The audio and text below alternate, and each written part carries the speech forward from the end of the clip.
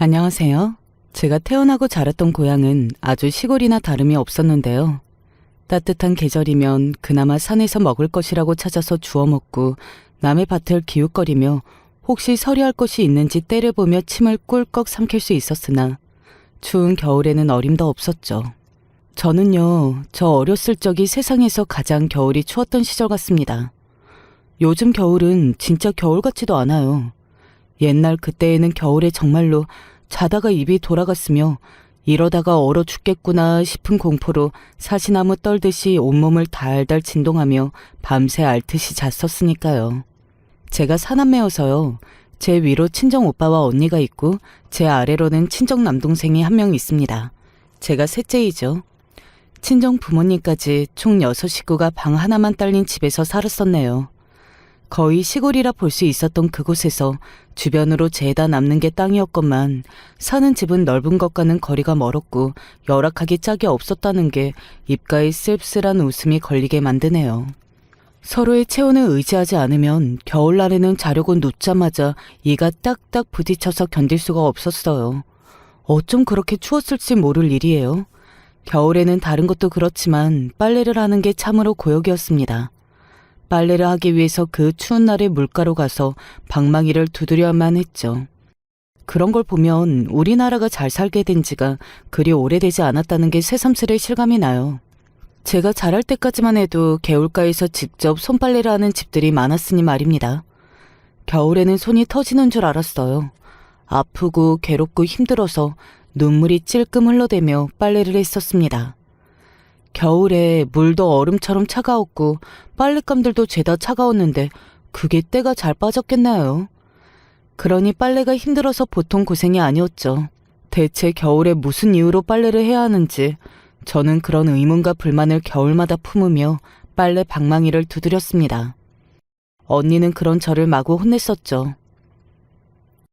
원래는 나 혼자서 했던 때가 있었어. 너보다 내가 몇 배로 고생을 많이 했지. 근데 너는 나처럼 힘들어 본 적도 없으면서 왜 이렇게 꿍시렁꿍시렁 불만이 많아? 약한 소리 하지 말고 다 빨았으면 이제 얼른 물기나 짜. 언니가 짜증을 크게 낼 때마다 저는 움츠러들면서 입을 다물 수밖에 없었죠. 솔직히 언니가 고생을 많이 하기는 했었거든요. 그걸 저도 알게 했으니 차마 언니 앞에서 제가 더 힘들다는 말은 못했습니다. 친정 어머니가 워낙에 언니한테 엄하셨던 분이었거든요. 쥐잡듯이 어렸던 언니를 잡으며 이것저것 이유를 붙여서 혼내셨더랬죠. 그 시절에 가난하고 못 배운 집에서 장녀로 태어난다는 것은 개고생을 할 운명이라는 낙인을 이마에 찍고서 인생을 시작하는 것이었다고 저는 생각합니다. 어렸던 제 눈에 비쳤던 언니는 본인도 어림에도 불구하고 손끝 한번 야무지게 집안일을 솔선수범해가며 자주 어머니한테 혼이 났고 오빠와 동생들을 다 챙겨야 하는 모습이었습니다. 생각할수록 옛날 그때의 언니는 정말 가엾은 처지였네요. 대신에 언니가 그 쌓인 화를 저한테 종종 풀었더랬죠. 친정 오빠는 귀한 장남이었으니 차마 언니가 대들 수는 없었고 동생들한테 짜증을 내는 길뿐이었는데 막내 남동생한테 그럴 수 있었겠나요? 그것 또한 어려웠으므로 남은 선택지는 자연스레 저뿐이었습니다. 만만한 여동생, 그게 바로 저였기 때문에 저는 허구한 날 언니의 핀잔을 듣는 입장이었어요. 딱히 잘못한 것이 없을 때도 언니 앞에서 저는 구박덩어리로 전락을 했었고요. 당시에는 몰랐으나 크고 나서 언니가 괜히 화풀이 대상으로 저를 지목하고서는 일부러 오만 신경질을 다 냈었다는 걸 깨닫게 됐었답니다. 그렇다고 해서 언니를 원망하지는 않았었네요. 그렇게나 불공평한 대우를 받으면서도 혼자 희생을 많이 강요당하면서도 언니가 어머니를 원망하기보다는 애틋하게 여기는 것과 같은 원리였습니다. 이래서 가족관계라는 것이 세상에서 가장 애증으로 점철이 된 관계 같아요. 언니 앞에서 깨개인 꼬리를 마는 일이 허다했던 저였으나 겨울날에 빨래를 하는 것만은 너무 싫고 힘들어서 그럼에도 자꾸 투덜거리는 걸 멈출 수가 없었던 저였는데요. 지독하게 싫었던 겨울날의 빨래를 기피하지 않게 됐던 계기는 아주 단순했어요. 제가 놀라우리만치 철이 들어서 그런 건 아니었고 갑자기 양손이 강철로 거듭나서 고통을 못 느끼게 된 것도 아니었습니다. 단지 학교에서 이런 소리를 들었기 때문이었죠. 뭐야? 어디서 이렇게 쉰내가 나는 것 같지? 시대를 불문하고 중학생이 되었으면 사춘기를 맞이한 때라고 봐야 하죠. 때는 제가 중학교 1학년이었던 시기였습니다. 같은 반은 아니었고 바로 옆반에 어떤 애가 쉰내 타령을 하면서 코를 킁킁거렸어요. 바로 제 주변에서 말입니다. 저는 머쓱하게 두리번거리다가 대답을 하였어요. 쉰내? 날씨가 이렇게 추운데 쉰내가 맡아지니? 특이한 일이네. 그러게 쉰내가 날 법한 날씨가 아닌데 왜 이렇게 나지? 가만 보니까 이 냄새가 너한테서 나는 것 같다? 어? 나한테 냄새가 난다고? 나는 잘 모르겠는데? 너는 이 냄새니까 잘 모르는가 본데? 어디 더 가까이서 내가 맡아볼게. 걔는 순자라는 이름의 애였습니다. 같은 반에도 순자라는 동일한 이름의 친구가 있었기에 한 번에 더욱 기억하기 쉬웠었죠. 대신에 두 사람은 성도 달랐고 성격도 달랐습니다. 같은 반의 순자는 이름의 느낌대로 정말 순한 느낌이었고 조용했어요. 그런데 옆반의 순자는 키도 좀 큰 편이라서 눈에 띄었고 표정부터가 되게 밝으면서도 한껏 나대고 싶어하는 성격인 게 드러나고 있었습니다. 교우관계나 외모를 가꾸는 것, 그런 것에 있어서도 관심이 많았고요. 그 당시에는 솔직히 중학생이 되었다고 해서 곧바로 성숙해지거나 어른스러운 것들을 고민하며 관심을 두던 시대까지는 아니었는데요. 옆반의 순자는 좋게 말하자면 빨리 성숙한 경우였죠. 어른스럽게 보이고 싶어 하면서 본인을 예쁘고 멋지고 친구들 사이에서 인기가 넘치는 사람이라 여기고 싶어서 안달이었습니다. 쉬는 시간마다 학교에 복도를 활개치고 다녔고 모든 친구들에게 괜히 인사를 건네며 통명성을 하고 시끄럽고 활발하게 굴었기에 인지도가 높았습니다. 순자에 비하자면 저는 존재감이 아예 없다시피 했었는데요. 순자에게서 쉰내를 지적당하자 당혹스럽고 난감했어요. 저를 주목하는 시선들을 느꼈는데 그런 상황을 순자는 더욱이 반기면서 과장스럽게 제 몸에 코를 대며 킁킁거리며 인상을 확 찡그리기까지 했었습니다. 맞네, 너였네. 네 냄새가 맞았네. 어휴, 네 말 맞다나. 날씨가 이렇게 추운데 어떻게 하면 몸에서 쉰내가 날 수 있어? 신기하다. 무슨 재주를 부린 거야? 좀 말해줄래? 순자가 큰 목소리로 명랑하게 떠들었을 때 주변에 있던 모든 친구들이 그 목소리를 다 들었습니다. 같은 반 친구들이었죠. 저는 왜 옆반의 애가 여기까지 찾아와서 제 몸의 냄새를 맡는 건지 이해가 안 갔고 그저 원망스러웠어요. 순자를 원망스럽게 쏘아본 제가 이렇게 말을 했었습니다. 네 코가 잘못된 거 아니야? 나는 어제 뜨거운 물로 씻었기 때문에 몸에서 냄새가 날 이유가 없어. 마침 제가 전날에 물을 끓여다가 몸을 씻었거든요. 부모님이 쓰시고 오빠와 언니가 쓴 다음에 제가 쓰기는 했지만 순서가 어찌되었든 제가 씻을 때도 그 물이 따끈했어요. 그래서 당당하게 대꾸했는데 순자가 그 순간 포복절도를 하였습니다. 아주 배를 부여잡고서 웃어댔어요. 말하는 걸 들어보니까 뜨거운 물로 씻은 게 어제가 아주 오래간만의 일이었나 봐? 순자의 말에 저는 말문이 막혀버렸고 얼굴이 터질 듯이 뜨거워져서 어떻게 해야 할지를 몰랐습니다. 다른 친구들의 반응을 살폈는데 모두가 민망해하면서 제 쪽을 힐끗거리고 있었죠. 얘, 네 옷에서 냄새가 나. 너는 몰랐구나? 옷에서 쉰내가 난다고 이 기집애야. 모처럼 뜨거운 물로 몸에다가 열심히 끼얹으면 뭐라니? 쉰내가 나는 옷을 입어버리면 수포로 돌아가는데. 뭐? 옷에서 냄새가 난다니? 그럴 리가 없는데. 이건 내가 바로 얼마 전에 분명히 빨았는데? 웬일이야. 찬물에 방망이질하면서 네가 직접 손빨래를 했다는 건 아니겠지? 그랬는데 그게 왜? 그거 말고 그러면 어떻게 빨래를 해? 다른 방법이라도 있는 거야? 어머, 웬일이야? 정말 못 들어주겠다. 쉰내만큼이나 얘기하는 것도 아주 구질구질해. 순자는 손으로 코를 틀어막는 신용을 하면서 저를 향해 고개를 크게 내세웠습니다. 그 제스처를 보고서 주변에 있던 애들이 짧게 웃음을 터뜨렸고요. 저는 이제 얼굴이 뜨겁다 못해서 아예 울 것 같아졌었죠.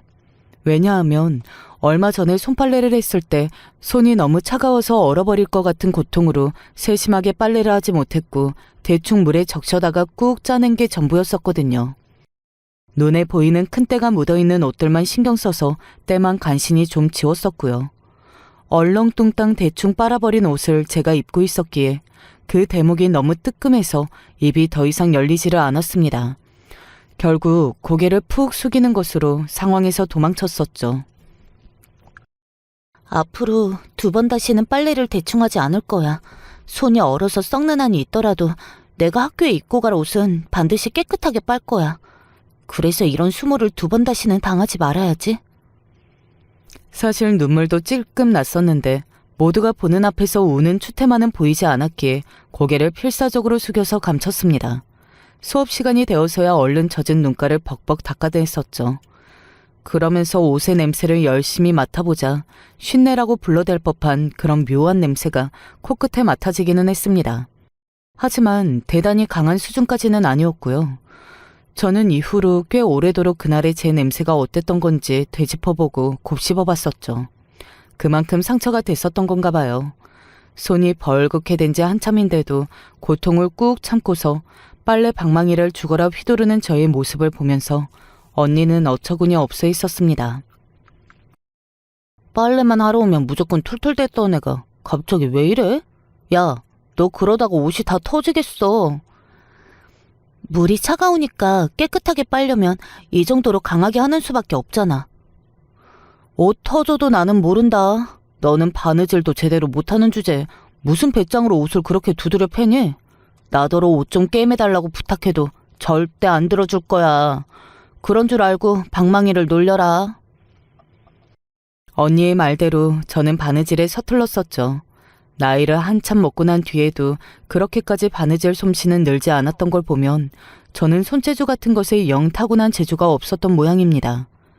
저와는 반대로 언니는 어려서부터 바느질을 꽤 잘했었어요. 그래서 옷이나 양말, 무엇이 됐든 구멍이 생기면 언니가 바느질 솜씨를 부려줬었죠. 언니는 이제 보니까 이런 거 저런 거 안 가리고 전부 다 잘하는 것 같아.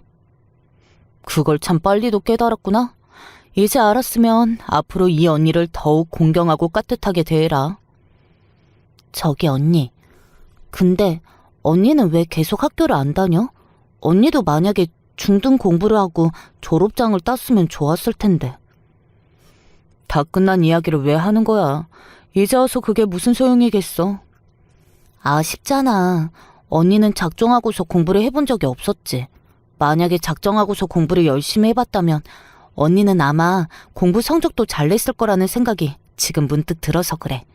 너무 아쉬운 일이야. 왜 나의 일을 네가 아쉬워하니? 나는 괜찮아. 학교 못 다니는 거? 그게 무슨 대수라고. 생각해보면 별거 아니야. 너는 공장에 나랑 동갑인 애들이 널렸다는 거 모르고 있지? 정말? 언니 공장에 나가면 동갑인 친구들이 그렇게 많아? 언니만 어린 게 아니었어? 그럼 당연하지. 아주 흔해 빠졌어. 나보다 어린 애들도 왕왕 보이는걸. 이렇게 치열하단다. 공장에 내가 일할 자리가 있어서 다니는 지금도 무척 다행이고 천운인 거야. 조금이라도 벌어서 집에 보태야 할 거 아니야. 언니는 학교 대신에 공장으로 가서 돈을 버는 게 당연한데 왜 오라비는 돈을 안 벌고 공부를 하는 게 당연할까? 둘 다 똑같은 자식이고 친남매잖아. 역시 오라비가 아들이어서 그렇겠지. 너는 왜 뻔히 아는 소리를 하고 그러니?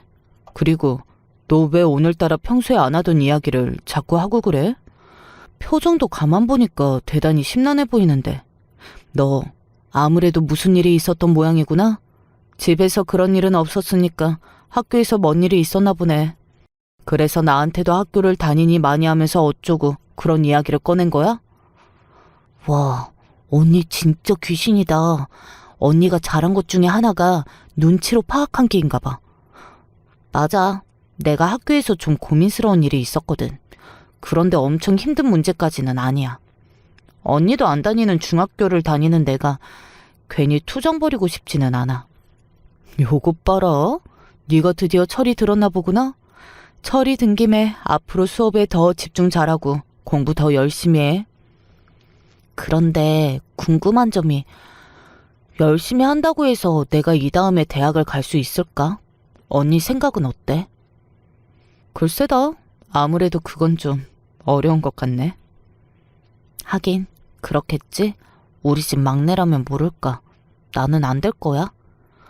혹시 네가 공부를 너무나도 뛰어나게 잘하면 어떻게 될지 모르는 일이잖아. 그러니까 최선을 다해봐. 알았어. 역시 언니한테밖에 내가 이런 얘기를 할 사람이 없는 것 같아. 그때 저는 언니에게 괜스레 의지가 되었고 속으로 많이 고마웠습니다. 비록 저를 자주 혼내는 잔소리꾼이기는 했지만 언니가 아니라면 대체 누가 제가 겨울에 손이 터지도록 빨래를 힘들게 한다는 고충을 봐주고 알아주겠나 싶었네요. 여자 형제가 있어서 다행이라는 생각이 많이 들었던 저였어요. 언니는 중학교를 졸업 못했었고요. 대신에 공장에 일찍 다니기 시작했었습니다. 그 시절 그 지역에서는 거의 그런 경우가 많았어요. 어린 나이에도 일들을 다녔습니다. 뭐라도 하려고, 그래서 조금이라도 벌려고 가난한 집집마다 어린 자식들이 일터를 찾았더랬죠. 미래를 바라보고 하는 공부보다 당장의 현재를 살아낼 수 있는 돈벌이가 훨씬 더 중요했기 때문입니다. 사는 곳은 시골이나 다름없었는데 농사를 짓는 건 아니었기 때문에 저희 집은 먹고 살 길이 더욱 막막했었어요. 그에 반해서 순자는 집안의 형편이 썩 괜찮은 듯 했죠. 그러니까 맨날 자신만만하게 턱을 치켜들고 다녔던 것이었고요. 당당하고 남들에게 밀릴 구석이 없다는 그런 자신감이 엿보였었습니다. 저는 순자에게 반 친구들이 보는 앞에서 냄새를 지적당했던 이후로 옷을 깨끗하게 빨고 다니면서 학교에 도착하기 전에는 반드시 냄새를 킁킁 확인하는 습관이 들어버렸었죠. 그리고 이제는 창피하게 지적을 당할 일이 없을 것이라고 여기면서 안심을 했었습니다. 그때는 학생 머릿수가 엄청 많았을 때였거든요. 제가 다녔던 중학교도 마찬가지였습니다. 아무리 바로 옆반이라고 해도 제가 잘만 피해 다니면 순자를 더 이상 마주치지 않을 수 있을 것이라는 기대 또한 했었어요. 저는 아직 순자가 이미 저를 먹잇감으로 점찍었다는 사실을 모르고 있었던 것입니다. 어이, 거기 쉽네. 너 어디가? 순자가 복도에서 저를 불렀을 때 심장이 바닥으로 쿵 내려앉은 것만 같았습니다. 왜 사람을 쉽네라고 부르는 거야? 그냥 친근한 표현이야. 왜 다짜고짜 나를 세우고 그러니? 우리 신내가 상당히 사교성이 떨어지는구나. 이렇게 안타까울 수가. 순자는 말이 천상요소였어요. 좋게 긍정적으로 보자면 재치가 있다고 할 수 있었죠. 그래서 거침없는 순자의 언변은 당당한 태도와 맞물려서 주변의 친구들로 하여금 동경어린 시선을 만들어냈었고요. 하지만 당하는 입장에서는 결코 좋을 리가 없었습니다. 저를 향해서 순자가 주둥이를 놀릴 때마다 그 잘난 콧대를 확 비틀어주고 싶었죠. 그러나 저는 상상으로만 그쳤을 뿐 순자에 비해서 키도 작았고 덩치 자체도 왜소하였으며 외적인 걸 떠나서 다른 모든 부분들까지 전부 작았고 부족했습니다. 한마디로 제가 순자 앞이라면 기가 죽고 말았다는 것이었죠. 이미 기선제압에서 끝난 것이었어요. 너는 나랑 친한 것도 아닌데 왜 멋대로 친근한 표현을 쓴다고 그래? 나는 쉰내라고 불리고 싶지 않으니까 그렇게 부르지 말아줬으면 해. 그래? 나는 우리가 친분이 있다고 생각했는데 아니었구나? 나만의 착각이었나 봐. 그럼 우리는 안 친한 거야? 그치만 솔직히 친하다고 보기는 어렵잖아. 그래 알았어. 쉰내야. 네 말을 다 이해했고 그럼 안 친하다고 해둘게. 저기 쉰내라고 부르지 않았으면 좋겠는데 나 이제 옷에서 쉰내도 안 나. 맡아봐도 좋아. 네가 그러든지 말든지 내가 쉰내라고 부를 건데? 왜? 나 이제 쉰내도 안 나고 내가 그렇게 불리고 싶지 않다고 하잖아. 그래서? 내가 왜 네가 원하는 걸 들어줘야 돼? 네 말대로 우리는 친하지도 않은데? 안 친한 애가 하는 소리를 나는 들어주기 싫은데? 그리고 한 번 쉰내는 영원한 쉰내인 거야. 그게 너한테 어울려. 저는 순자가 꺄르르 웃음을 터뜨릴 때 몸이 차갑게 식는 기분이었습니다. 도대체 무슨 헛소리를 하는 거냐고 따져 묻고 싶은 게 본심이었으나 마음과는 다르게 입이 움직이지 않았어요. 얼른 자리를 피하고 싶어서 다리가 움직일 뿐이었죠. 순자를 비롯한 걔 친구 몇몇이 제가 가는 걸 보고서는 쉰내가 도망간다며 신나게 웃음을 터뜨렸습니다. 아무리 참아보려고 해도 눈물이 핑 돌더라고요. 학교에서 세상이 전부였고 교우 관계가 제일 중요한 시기가 바로 사춘기 중학생이잖아요. 그때는 미처 그런 생각까지는 못했었으나 시간이 지나서 돌아보니까 제가 그때 너무나도 속으로 상처를 받으며 속상해했던 건 그런 이유가 겹쳤기 때문이더라고요. 저는 제발 옆반의 그 못된 순자가 저를 그냥 내버려 두었으면 싶었습니다. 다른 걸 바라는 것도 아니었어요. 그냥 저를 가만히 두는 것.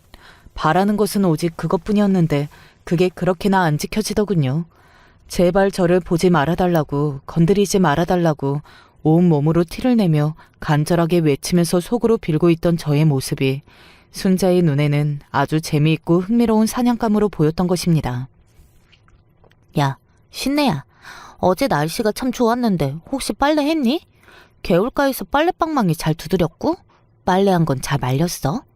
내가 궁금하고 걱정돼서 물어보는 거야.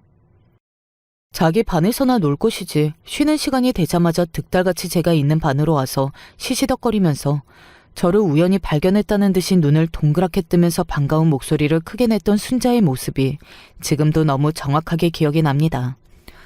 그 과장스러운 언행과 가식적인 태도가 제 속을 뒤집어 놓았죠. 제가 못 들은 척을 하면서 고개를 돌리거나 자리를 아예 피해버리면 순자는 어깨를 으쓱거리면서 피식피식 웃어댔어요. 그러면 그 주변의 친구들이 순자에게 맞장구를 쳐주면서 하하호호 웃음을 터뜨렸었고요. 너무 속상했던 건 저와 같은 반인 친구들 몇몇이 순자를 아주 반기면서 저를 놀리고 괴롭히는 걸 동조하며 즐거워했었다는 것입니다. 그게 바로 진정한 순자의 의도였던 것 같더라고요. 약한 대상을 여유만만하게 괴롭히는 게 본인의 위치를 대단하게 올려준다고 봤었던 거예요. 그 모습을 보고 주변에서는 순자를 서열 높은 존재라고 자연히 생각하게 됐으니까요. 그게 잘 먹혔죠. 시간이 갈수록 순자는 위에 군림하는 역할을 하게 됐고요. 반대로 저는 놀림당하는 존재가 되어 먹이사슬의 최하층에 자리하게 되었습니다. 하고 싶지도 않은 놀이에 순자와 그 무리는 저를 억지로 끼워 넣어서 안 좋은 역할을 시켰고 저는 매일 고통받았어요. 이런 걸 원한 적도 바란 적도 없었으니 울며 불며 난리를 치고 싶은 게 본심이었습니다. 그런데 그럴수록 제가 비참해지고 초라해질 것만 같더라고요. 일방적으로 당하는 쪽이 발버둥을 치는 그 몸부림이 의미 없어 보일 때 그때가 얼마나 초라한지 여러분은 혹시 아시나요? 그래서 의미 없는 몸부림을 칠 바에는 차라리 아무것도 안 하고 가만히 있는 게 낫겠더라고요. 왜냐하면 진지하게 받아치고 심하게 굴수록 저만 더 입장이 우스워졌기 때문입니다. 어차피 상황이 바뀌는 것도 없고 아무런 해결도 되지 않은데 괜히 제가 힘껏 발버둥을 치는 꼴하지만 순자에게 보여지는 건 비참할 뿐이었으니까요. 조금만 참고 견디면 돼. 금방 곧 2학년이 되잖아. 멀리 떨어진 반을 배정받으면 상황이 바뀔 거야. 정말 최악이었던 건 학년이 바뀌기만을 고대하고 있었는데 2학년 때 같은 반이 된 거였어요. 어쩌면 그런 확률이 있었던 것인지 의문이었고 하늘이 노래졌습니다. 우와, 내가 신내랑 같은 반이 됐다니. 아무래도 우리는 운명의 단짝인가 보다. 2학년 생활 앞으로 잘 부탁할게. 너무너무 기대된다, 신내야. 내가 너 이제 맨날 머리 검사도 해줄게. 머리에 냄새는 안 나는지, 혹시 머릿속에 이는 안 들었는지 내가 봐줄 테니까 걱정하지 않아도 돼? 순자는 일부러 그런 소리를 크게 말하면서 제 2학년 생활을 시작부터 엉망으로 만들어놨었죠. 졸지에 저는 머릿속에 이가 들어있는 애, 쉰내가 나는 애, 그만큼 가난하고 서열이 낮은 애, 이렇게 역할을 처음부터 찍혀버렸습니다. 새롭게 2학년 생활을 해보려고 했던 저의 작고도 큰 꿈이 산산조각이 났던 거예요. 그때 그 시절 학교에서 설마 저만 가난했겠나요? 밤마다 학생 수도 많았는데 아마 저보다도 집안 형편이 어렵고 안 좋은 애들도 꽤 많았을 것입니다. 하지만 그 애들은 저를 외면했어요. 제가 곤란한 처지에 놓인 걸 알고도 뻔히 보고도 모른 척을 했습니다. 괜히 어설픈 동질감과 동정심으로 저를 위해 나섰다가 본인이 대신 순자에게 찍히는 상황이 올까봐 그게 두려웠던 것이었겠죠. 또한 괜히 나서지만 않으면 집안 형편이 그토록 어렵다는 걸 들키지 않을 수 있다는 생각으로 숨을 죽이면서 가만히 있었던 이유도 있을 것입니다. 얘들아, 내가 오늘 집에 많이 어려운 쉰내를 위해서 나서기로 했어. 우리 쉰내 앞머리를 내가 예쁘게 좋은 솜씨로 잘라줄 거거든? 순자가 저를 괴롭히는 건 매일 벌어지는 행사와도 같은 것이었습니다. 순자는 가위를 손에 들고서 제 머리카락을 자르겠다고 했었죠. 저의 촌스러운 머리를 손봐주겠다고 말을 그렇게 했었던 듯 싶어요. 저는 당연히 거절했고 도망을 갔으나 어차피 같은 반이라서 언제까지고 피할 수 없었습니다. 결국 저는 순자의 시녀 노릇을 하는 애들에게 양팔이 붙잡힌 채로 고정이 되어 순자가 제 앞머리를 자르는 걸 망연자실하게 지켜봐야 했어요. 짜잔, 다 했다. 신내한테 딱 어울리는 앞머리 완성이야. 얘들아, 어때? 우리 신내 너무 귀엽고 예쁘지? 정말 깜찍하지 않아? 그날 제 머리는 세상에서 가장 우스꽝스러운 모양새가 되었습니다. 순자는 웃음을 억지로 꾹 참는 모습이었는데 그게 더 제 눈에는 끔찍했어요. 정말 호의로 제 앞머리를 잘라줬다는 듯 말도 안 되는 가식을 부리던 그 모습 말입니다. 그리고 반 친구들이 머리 모양이 너무 웃기다면서 다들 크게 웃음을 터뜨리자 순자는 왜 같은 반 친구를 놀리고 그러냐면서 장난스럽게 나무라기까지 했었어요. 아, 그때의 심정은 정말이지 모든 걸 다 그만두고 뒤로 한 채 먼지가 되어서 하늘로 날아가 사라져버리고 싶었습니다. 저라는 존재가 그냥 이 세상에 없었으면 좋겠다 싶더라고요. 도움을 청할 곳은 없었어요. 그때는 지금과 학교 분위기가 완전히 달랐던 시절인걸요. 순자 같은 애가 주동하는 괴롭힘에 저 같은 애가 당했다고 해서 발벗고 나서서 도와줄 선생님은 아무도 없었습니다. 아주 적나라한 차별이 있던 학교 분위기였으니까요. 저는 그걸 1학년 때부터 느꼈었는데 인상부터 아주 똘똘했던 친구를 선생님이 지목해서 반장을 시켰었죠. 딱 봐도 반장의 제목이었고 모두가 동의를 했었습니다. 그런데 얼마 뒤 선생님이 툴툴거리셨어요. 반장 엄마라면 학교도 자주 오고 학교에 성의 표시도 하고 적극적으로 나서줘야 하는데 그런 게 없다고 말입니다. 알고 보니 반장이 된 그 친구의 부모님은 돈 때문에 일자리 문제로 몇 달 다른 지역에 가 계셨던 거예요. 그래서 선생님이 다시금 일방적으로 반장을 교체했었죠. 그때 반장이었던 친구의 상처받았던 표정을 잊지 못해요. 그리고 일주일에 한 번 정도를 꼬박꼬박 지각하던 친구도 있었는데 선생님이 그 친구의 뺨을 모두가 보는 앞에서 엄청나게 때렸습니다. 발로 찬 적도 있었고요. 지각할 때마다 그 친구는 그렇게 맞았는데요. 나중에 우연히 알았지만 집에 이런저런 사정이 있어서 학교에서 너무 먼 곳에 살고 있었는데 돈이 없어서 버스비를 아끼느라 걸어 다니다 보니 가끔씩 정시에 못 맞출 때가 있었던 것입니다. 그리고 선생님은 그 친구의 가정 형편을 미리 다 알고 있었고요. 편의를 봐주지 못할 망정 만만하게 보고서는 더욱 마음 놓고 때렸던 거예요. 촌지가 당연했던 시절입니다. 선생님의 시각에서 저는 보잘것없는 학생이었고 순자 같은 애는 학교에 도움이 되고 든든한 학생이었죠. 그래서 저는 도움의 요청을 영영 입안으로 삼켜버렸어요. 안 될 걸 알았으니까요. 다른 괴롭힘들은 학교에서 당한 후에 제가 집으로 와서는 용을 쓰며 흔적을 지워내면 그만이었으나 우스꽝스럽게 잘린 머리는 감추기가 불가능했죠. 가족들이 황당하다는 눈빛으로 저를 쳐다봤고 언니는 한마디를 날렸습니다. 야, 너는 머리 꼬라지가 그게 뭐냐? 설마 그걸 멋이라고 생각한 건 아니겠지? 아니야. 그냥 학교에서 친구들하고 장난을 좀 치다가 이렇게 됐어. 장난? 대체 어떻게 장난을 치면 머리가 그렇게 되는 건데? 서로 머리를 예쁘게 잘라주자면서 그런 장난을 쳤다가 이렇게 돼버린 거야. 그런 거였어? 아휴, 너는 하라는 공부는 안 하고 들어보면 맨날 허구한 날 학교에서 친구들하고 이런저런 장난을 치기에만 바쁜 것 같니? 나 수업 시간에는 공부 열심히 하거든? 아, 그래? 네가 공부를 열심히 하고 있었구나. 혹시 너 그러면 공부하는 것도 재밌니? 좀 할만해? 성적은 더 올릴 자신 있고? 그야 당연하지. 언니는 갑자기 뭘 그런 걸 물어? 그냥 물어봤어. 갑자기 좀 궁금해져서. 언니가 답지 않게 얼버무리며 씁쓸하게 웃었을 때 왠지 느낌이 이상했었는데 그 직감이 맞았더라고요. 집에 일이 있었던 거예요. 부모님이 지인으로부터 사기를 당하셨다고 했습니다. 어려운 형편을 이겨낼 수 있다고, 그런 묘수가 있다고, 그 당시에 부모님은 뭐에 홀린 듯 그렇게 생각을 하게 되셨고, 지인에게 속아 넘어가셨어요. 그랬다가 가뜩이나 어려웠던 집안 형편이 이제는 아예 주저앉게 되었죠.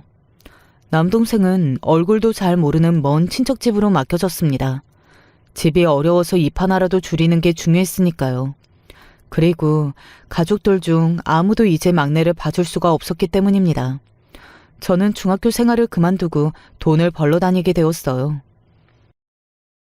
너는 중학교 졸업도 하고 고등학교도 다닐 수 있을 줄 알았는데 내가 언니로서 미안하다. 강인한 언니가 눈물을 훔치는 모습 앞에서 저는 그 어떤 불평, 불만도 할 수 없었습니다. 어차피 즐겁지 않았던 중학교 생활, 미련은 없다고 생각하려고 애를 썼었죠.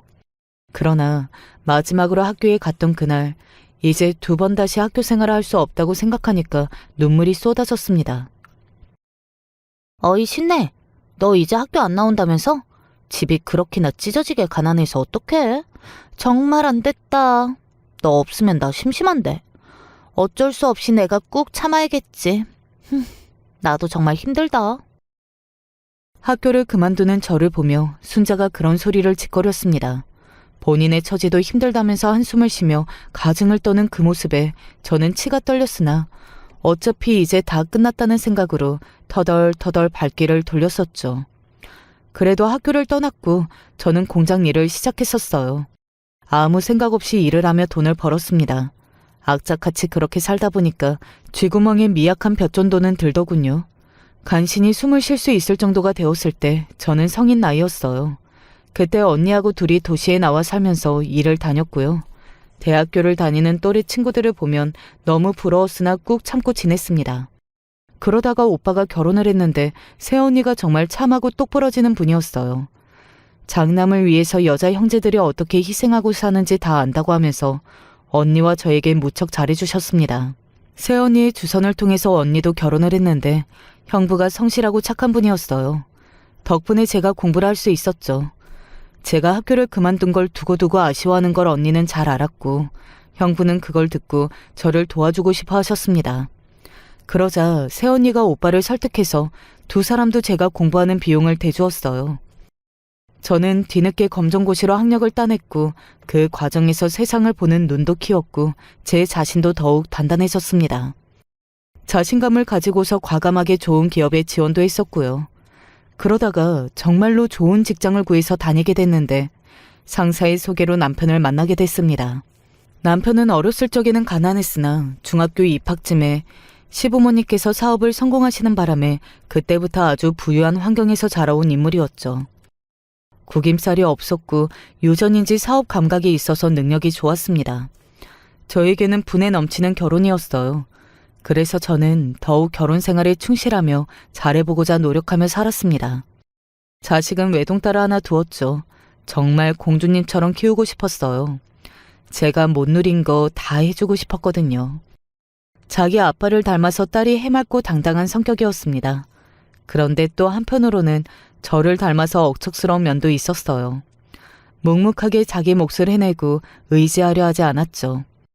이렇게 기특하고 대견하고 예쁜 딸이 시집을 가버리면 너무 서운할 것 같아서 한편으로는 그 순간이 오지 않기를 바라기도 했었답니다. 그러나 부모 마음처럼 되지는 않죠. 딸이 1년 정도 교제를 하던 남자친구와 결혼하겠다고 했어요.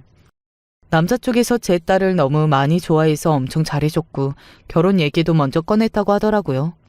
딸이 유복한 가정 환경 정도는 드러내고 살았으나 절대 자랑하며 내보이는 성격은 아니었고 특히 재산 이야기는 아예 안 꺼냈거든요. 그러니까 남자 쪽에서 경제적인 조건은 크게 보지 않고 무조건 제 딸과 결혼하고 싶어 한다는 얘기였습니다. 이왕이면 제 딸이 본인을 많이 사랑해주는 남자를 만나서 결혼하면 좋을 것 같다는 생각이 들었고 저랑 남편이 눈물을 머금고 허락해줬었죠. 일단 상견례부터 하고 양가 논의를 시작하기로 했습니다.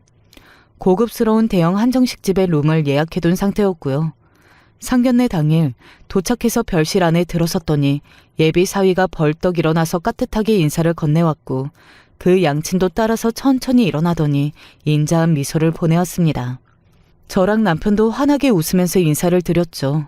처음 뵙는다고, 반갑다고, 앞으로 잘 부탁드린다고 이런 형식적인 인사말을 서로에게 건네면서 화기애애하게 각자 자리에 앉으려던 바로 그 순간이었습니다. 어라? 처음 뵙는 건 아닌 것 같다는 그런 생각이 왜 들지? 갑자기 제 머릿속에 그런 의문이 번쩍 떠올랐던 거예요. 그 의문이 향했던 곳은 예비 안사돈이었습니다. 제 딸을 향해서 입은 옷이 예쁘다니 뭐니 그런 소리를 하던 와중이었습니다. 예비 안사돈이 그 소리를 하는 모습을 본 순간 딱 수십 년 전의 어느 날이 떠올랐습니다. 가증스럽게 웃으며 제 우스꽝스러운 앞머리를 보고 예쁘다고 떠들었던 그 역겨울 정도로 가식적인 얼굴이 기억 속에 너무나도 선명하게 박혀 있었는데 맞은편의 예비 안사돈의 얼굴과 겹쳐 보였어요. 제 입이 저도 모르게 움직였습니다. 너 설마 순자? 그랬더니 예비 안사돈이 아니죠. 제 중학교 시절을 악몽으로 물들여버렸던 나쁜 계집애 순자가 저를 보면서 깜짝 놀랐습니다. 어머, 깜짝이야. 혹시 저를 아시나요? 맞구나. 와, 정말로 세상 좁다. 어떻게 이런 식으로 다 만날 수 있을까? 이래서 원수는 외나무 다리에서 만난다고 하는 건가?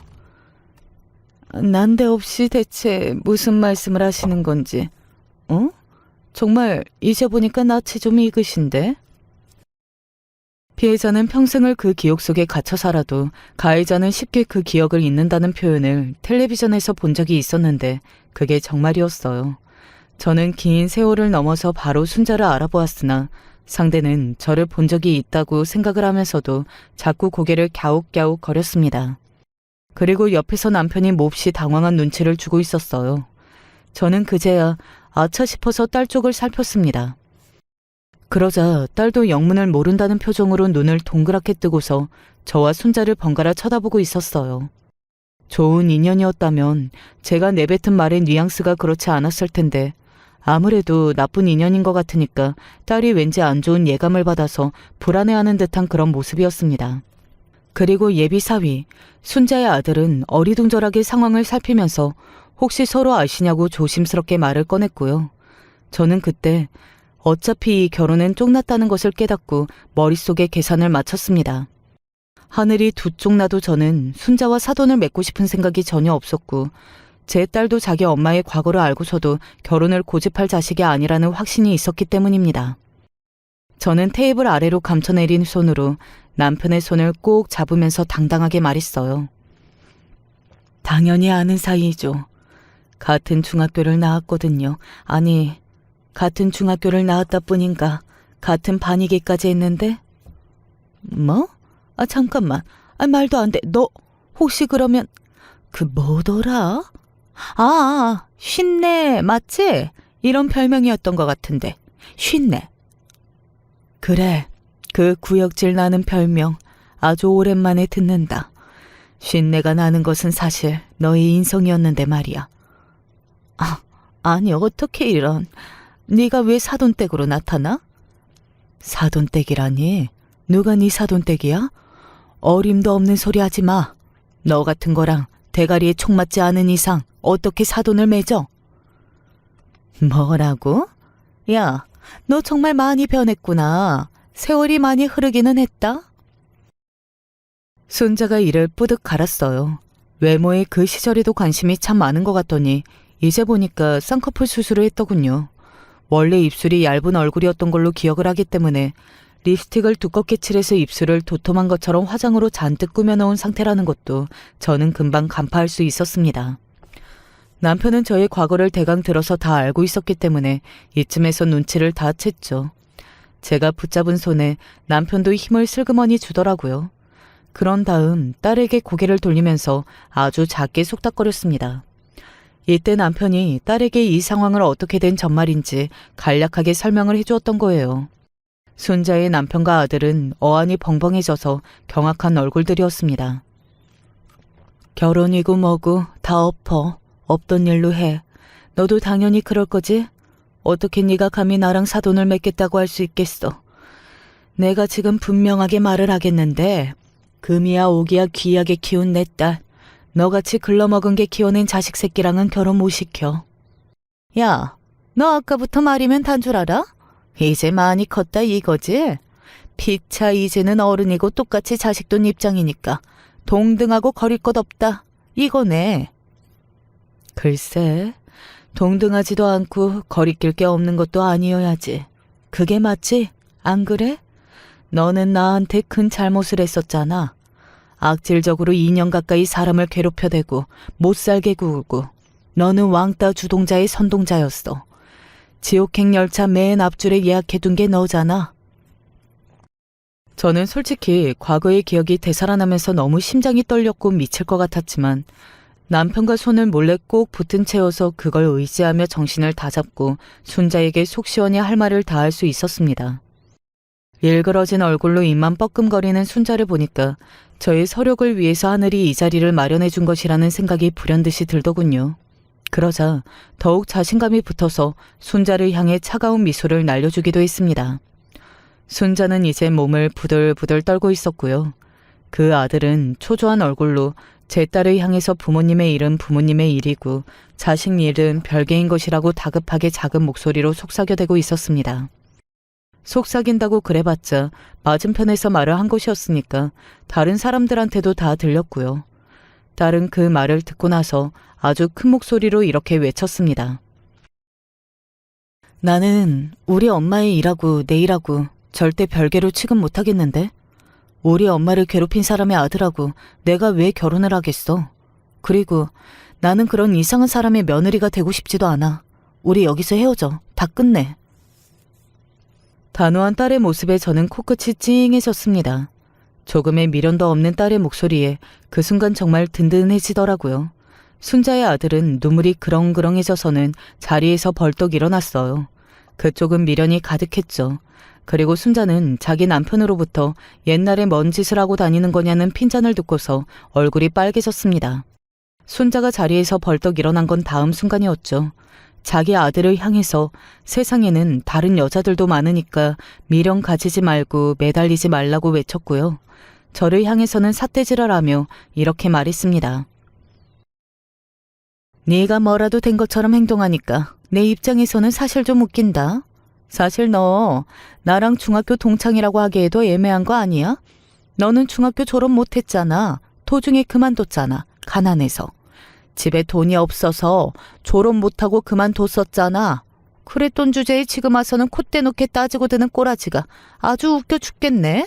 돈 없어서 학교도 중퇴했던 게 어디서 까불어? 사람의 본질은 안 바뀐다는 걸 순자를 통해서 저는 절절하게 체감하였습니다. 악마 같았던 중학생은 세월이 흘러서 여전히 악마 같은 아줌마가 되어 있었죠. 저는 기가 막혀서 그저 피식 웃었고 대신 남편이 옆에서 분명하게 말을 꺼냈습니다. 언제적 이야기를 하시는 건지 모르겠군요. 힘들었던 과거는 이 사람의 인생을 더욱 돋보이게 해주는 장치일 뿐입니다. 지금 재산만 300억 정도 되는데 옛날 이야기를 꺼내봤자 그게 무슨 소용이 있고 힘이나 있겠습니까? 네? 뭐라고요? 재산이 얼마? 300억? 지금 잘못 들었나? 순자는 삽시간에 넋이 나가서는 중얼거리며 자기 남편과 아들을 차례로 쳐다봤습니다. 잘못 들었는지 아닌 건지 확인받으려는 시도였죠. 하지만 나머지 두 사람도 어리둥절해하긴 마찬가지였는데요. 그때 딸이 자리에서 일어나며 순자의 아들을 향해 말했습니다. 우리 집의 구체적인 재산 이야기는 결혼하고 나서 말해주려고 했었어. 내가 어차피 외동이라 무조건 내가 혼자 다 물려받을 재산이지만 오히려 그렇기 때문에 나는 일찍이 온전히 내 힘으로 무언가를 이뤄가는 걸 보람으로 여겼었거든. 결혼도 마찬가지였지. 최대한 부모님한테 지원을 안 받고 결혼을 하고 싶었던 것도 그런 이유에서야. 아, 참고로 나도 우리 집 재산이 300억이 되는지 정확한 숫자는 몰랐어. 100억은 진작에 훌쩍 넘겼다는 것만 알고 살아왔지. 아무튼 궁금해하는 것 같아서 이제라도 주절주절 떠들어준 것뿐이야. 부잣집 외동딸을 놓쳤다고 아쉬워하든지 말든지 그건 네 자유인데 앞으로 나한테 구질구질하게 매달리는 일은 없었으면 해. 경찰에 신고할 거야. 엄마, 아빠, 이만 가요. 우리끼리 맛있는 거나 먹으러 가자고요. 딸이 홀가분하게 말했을 때 순자의 아들은 다리가 풀려서 바닥에 주저앉았습니다. 저와 남편이 자리에서 일어나자 순자의 눈길이 제가 든 명품 가방에 정확히 꽂힌 걸 발견할 수 있었죠. 저기, 잠깐, 이렇게 끝내는 건 마무리가 너무 이상한 것 같지 않아? 우리 일단 얘기 좀 해보자, 응? 저를 향해 뻗는 순자의 팔이 공중에서 덜덜 떨리고 있었습니다. 세월이 흘러 완벽한 전세 역전을 이뤄내다 못해 비교 불가의 위치에서 순자를 내려보게 된 저의 현재가 아주 속 시원하더군요. 너 내 이름 알아? 이름? 저기 그러니까 그게 내가 기억력이 좀 안 좋은 편이라서. 쉰내는 기억해도 이름은 기억 못하겠지. 그게 너야. 추악한 가해자. 천하의 못된 년. 그 어떤 용서의 말을 뱉을 기회조차 너에게는 주고 싶지 않아. 너는 본성이 나쁜 년이잖아. 지금도 속으로는 나를 알아보자마자 가식적으로 굴면서 살랑거렸으면 될 일이었는데 괜히 일을 잘못 그르쳤다는 후회나 고작 하는 중이지. 내가 능력 좋은 남편 만나서 인생 역전을 한 것 같아서 그게 벌써 배가 아프지? 네 머릿속에야 뻔하지 뭐. 그래야 구제불능 순자라고 할 수 있지. 저는 웃음을 꾹 참는 듯한 표정을 지어주면서 마지막으로 손을 유쾌하게 흔들어 주었습니다. 순자는 얼굴이 토마토처럼 빨갛게 달아오른 상태였어요. 곧 자기 남편과 아들로부터 원망과 비난을 크게 받으면서 완전히 망연자실했고요. 저는 남편과 딸을 양옆에 끼고 그곳을 나오면서 후련하게 웃었답니다. 자리로 옮겨서 세 가족이 오붓한 가운데 이런저런 대화를 나누었고요.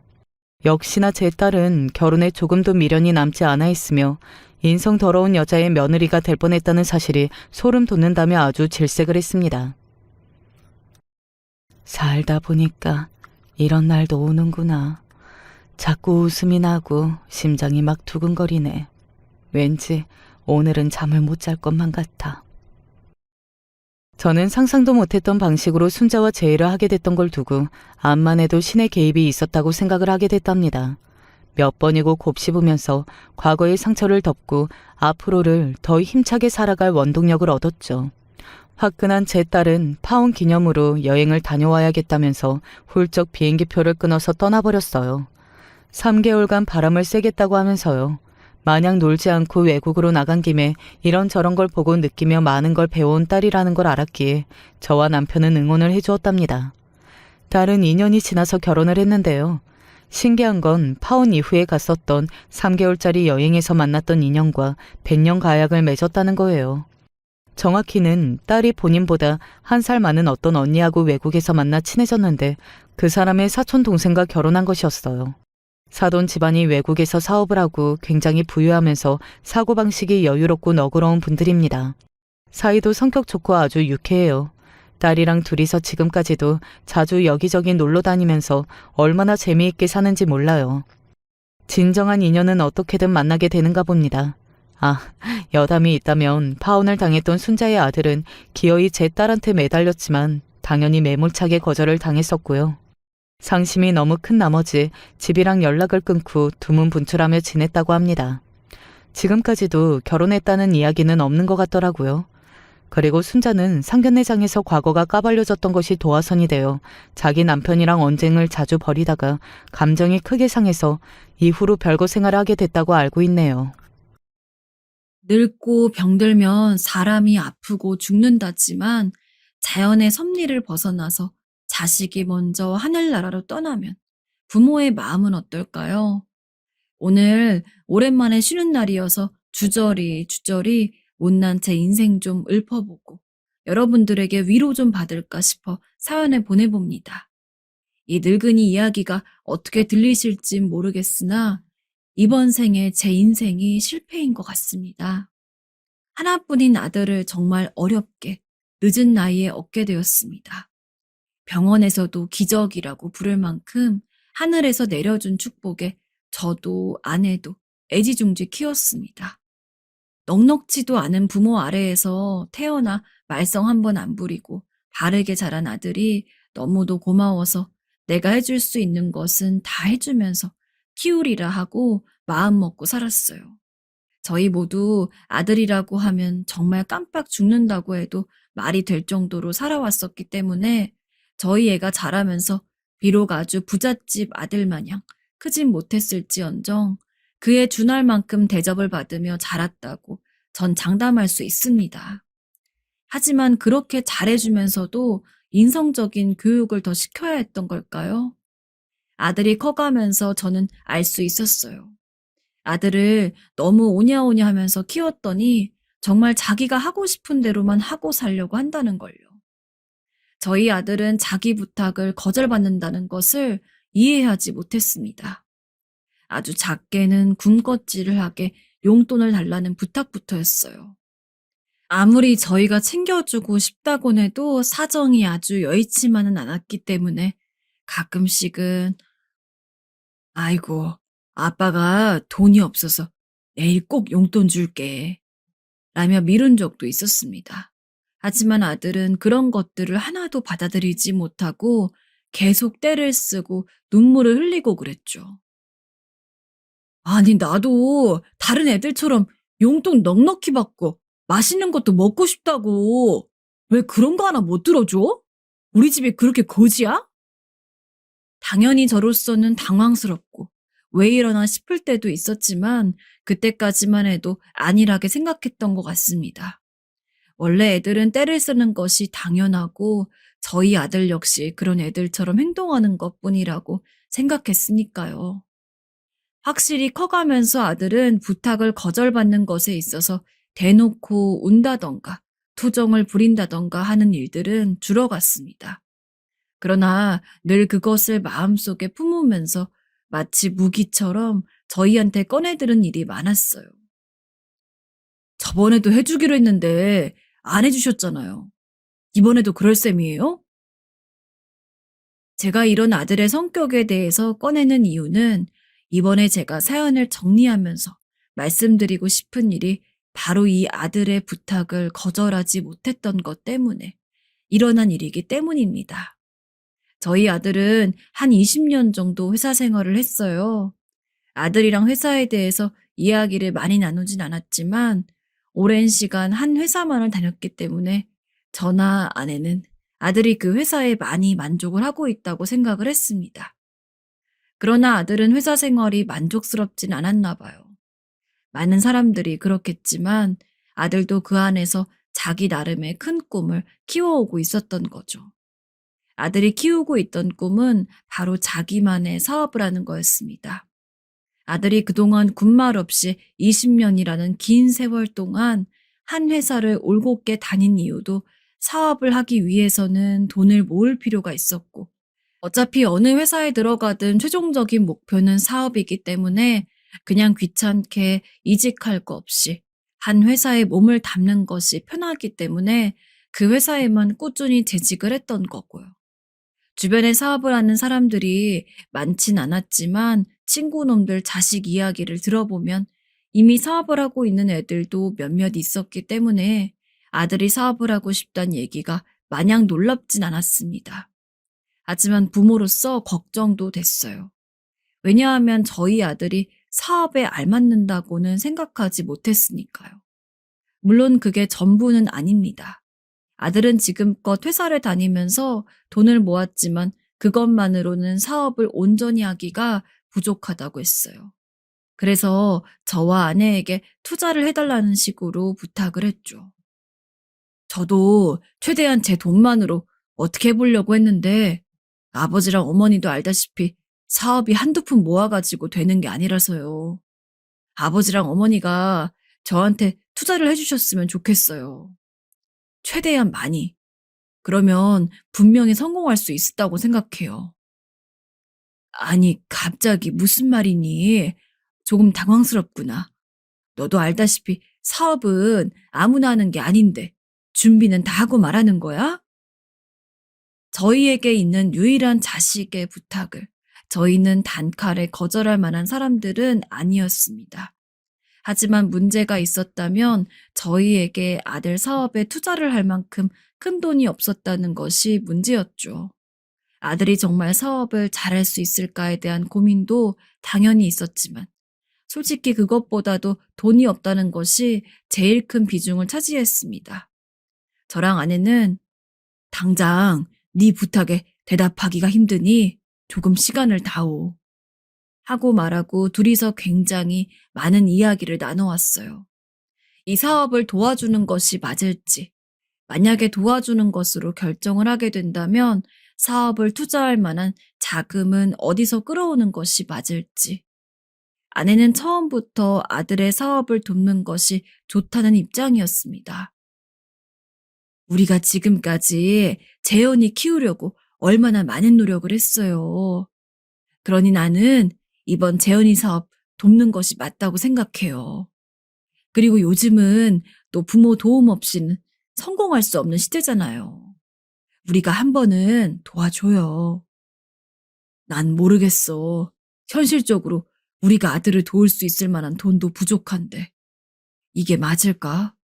왠지 감이 안 좋아. 아내와 달리 저는 반대로 조금 회의적이었습니다. 한 일주일 정도 아내와 이 문제에 대해서 많은 이야기를 나누었고 각자 고민을 했습니다. 그러나 결론적으로 저희 부부는 아들의 투자 요청을 받아들이기로 했어요. 자식 이기는 부모 없다고 제가 돈 걱정이 되긴 했지만 그래도 아들이 하는 부탁을 완벽히 무시하기가 힘든 것이 컸습니다. 그렇게 아들의 사업을 돕기로 의견이 모아진 뒤 저와 아내는 돈을 융통하는 것에 대해서 대화를 많이 했어요. 당시 저희가 가지고 있던 재산이라고는 저랑 아내랑 둘이 살고 있는 집과 근처에 있던 아주 조그만한 땅이 전부였습니다. 물론 요즘 세상에 집 있고 땅이 있으면 아주 가난하진 않은 거 아니냐 싶을 수도 있으실 텐데 저희는 워낙 시골에 살고 있기도 했고 평수 자체가 그리 넓지 않아서 막상 팔아도 막 엄청난 돈이 나오는 건 아니었어요. 게다가 당장 그걸 전부 팔아가지고 아들을 도와주고 나면 저랑 아내가 살 곳이 없다는 것이 제일 큰 문제로 자리했죠. 물론 최대한 그렇지 않고 다른 방법을 통하는 것도 생각을 해보았습니다. 그러나 아무리 가진 돈을 모아봐도 큰 돈이 되지를 않았고 아들의 사업에 투자를 할 수 있을 만한 자금을 모으려면 집과 땅을 파는 수밖에 없었어요. 아무리 하나뿐인 아들이라고 해도 단번에 그런 결정을 내리기는 저희로서도 참 어렵더라고요. 그러나 아무리 다른 방안을 찾아봐도 아들의 사업에 투자를 할 수 있는 방법은 그것뿐이었습니다. 어차피 도와주기로 한 거 우리 팔자 여보. 우리가 자식 하나 잘 되게 하려고 이렇게 고생을 했잖아. 만약에 우리가 못 도와줘서 아들 날개를 꺾는 거나 다름없어지면 우리 삶이 뭐가 중요하겠어. 아들이 행복하면 우리도 행복한 거잖아. 그래요. 잘 될 거예요. 우리 아들이니까. 결국엔 저희는 가지고 있는 집과 땅을 팔아서 그것을 아들한테 증여를 하는 방식으로 사업을 도와주기로 결정했습니다. 그리고 그렇게 되고 나니 당장 갈 곳이 없는 관계로 아들 집에서 살기로 했죠. 저희는 아들한테 이 방법에 대해서 이야기를 했고 아들은 흔쾌히 좋다고 했습니다. 물론 단순히 아들 집에서 사는 것으로 끝나지 않고 만약에 이 투자를 통해서 아들 사업이 성공을 하면은 나중에 아들이 저희 부부의 집을 따로 사주는 것도 조건이었어요. 어머니, 아버지의 집을요? 그래? 괜찮겠니? 네가 조건을 수락하면 우리도 투자를 결정하마. 저도 아내도 워낙 아들을 보듬으며 살았고 그동안 살면서 아들이 저희에게 못해주었던 건 아닙니다. 그러나 저랑 아내 역시 이렇게까지 모든 것을 다 털어서 아들을 도와준 적은 처음이었어요. 그러다 보니까 걱정이 조금 되더라고요. 물론 아들이 그럴 놈이라는 건 아니지만 요새 세상이 원체 흉흉하지 않습니까? 부모 자식 사이라고 해도 무조건 서로 아끼고 효도하고 그런 관계가 아니고 전 그 부분이 걱정이 돼서 아내에게 먼저 이야기를 했습니다. 우리가 아들한테 모든 걸 다 쏟아서 투자를 한다고 해도 우리를 보호할 장치는 하나 필요하다고요. 그것의 예시로 된 것이 바로 계약서였습니다. 아무리 그래도 그렇지 어떻게 부모 사이에 계약서를 쓰냐고 하실 수도 있을 겁니다. 제 아내도 그랬거든요. 여보, 굳이 그런 계약서까지 써야 할까? 재현이가 어련히 알아서 잘 해주겠지. 당신이 너무 예민하게 생각하는 거 아닐까요? 아마 아들도 처음 저한테 그런 제의를 들었을 때는 기분이 나빴을 수도 있을 거라 생각해요. 그러나 저는 아무리 그렇다고 할지라도 저희 부부 전 재산이 모두 들어가는 만큼 효부 계약서 정도는 필수적으로 작성하는 게 맞다고 봤습니다. 솔직히 저희도 아들의 사업이 무조건 성공할 거라는 보장이 없이 투자를 한 거잖아요.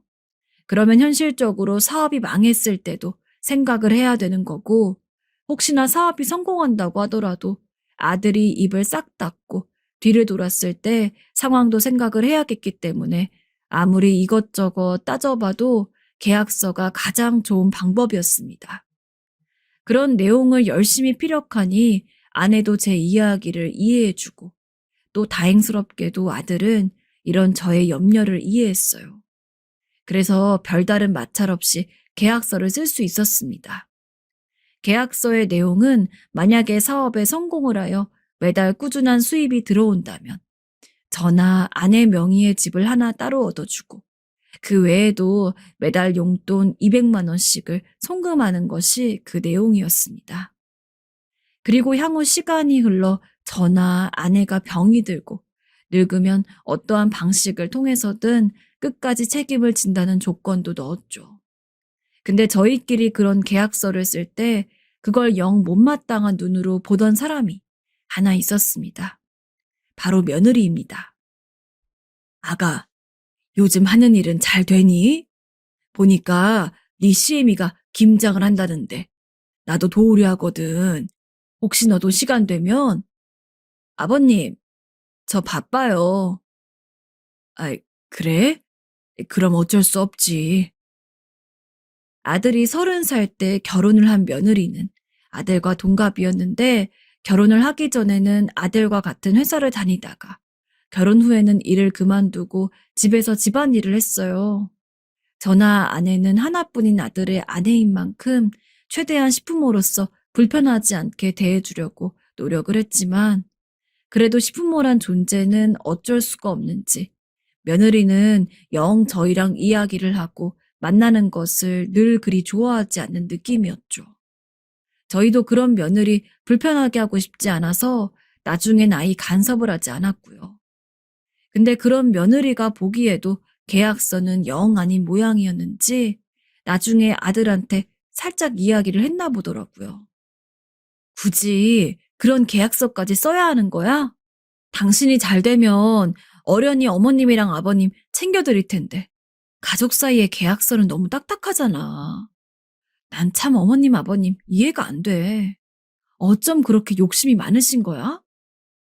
며느리가 뭘 걱정하는지 이해가 안 되는 건 아니었지만 어찌되었던 저희로서도 마냥 포기할 수는 없는 것이 있기 때문에 며느리가 마음에 들어하지 않아도 저희는 저희끼리 계약서를 작성했습니다.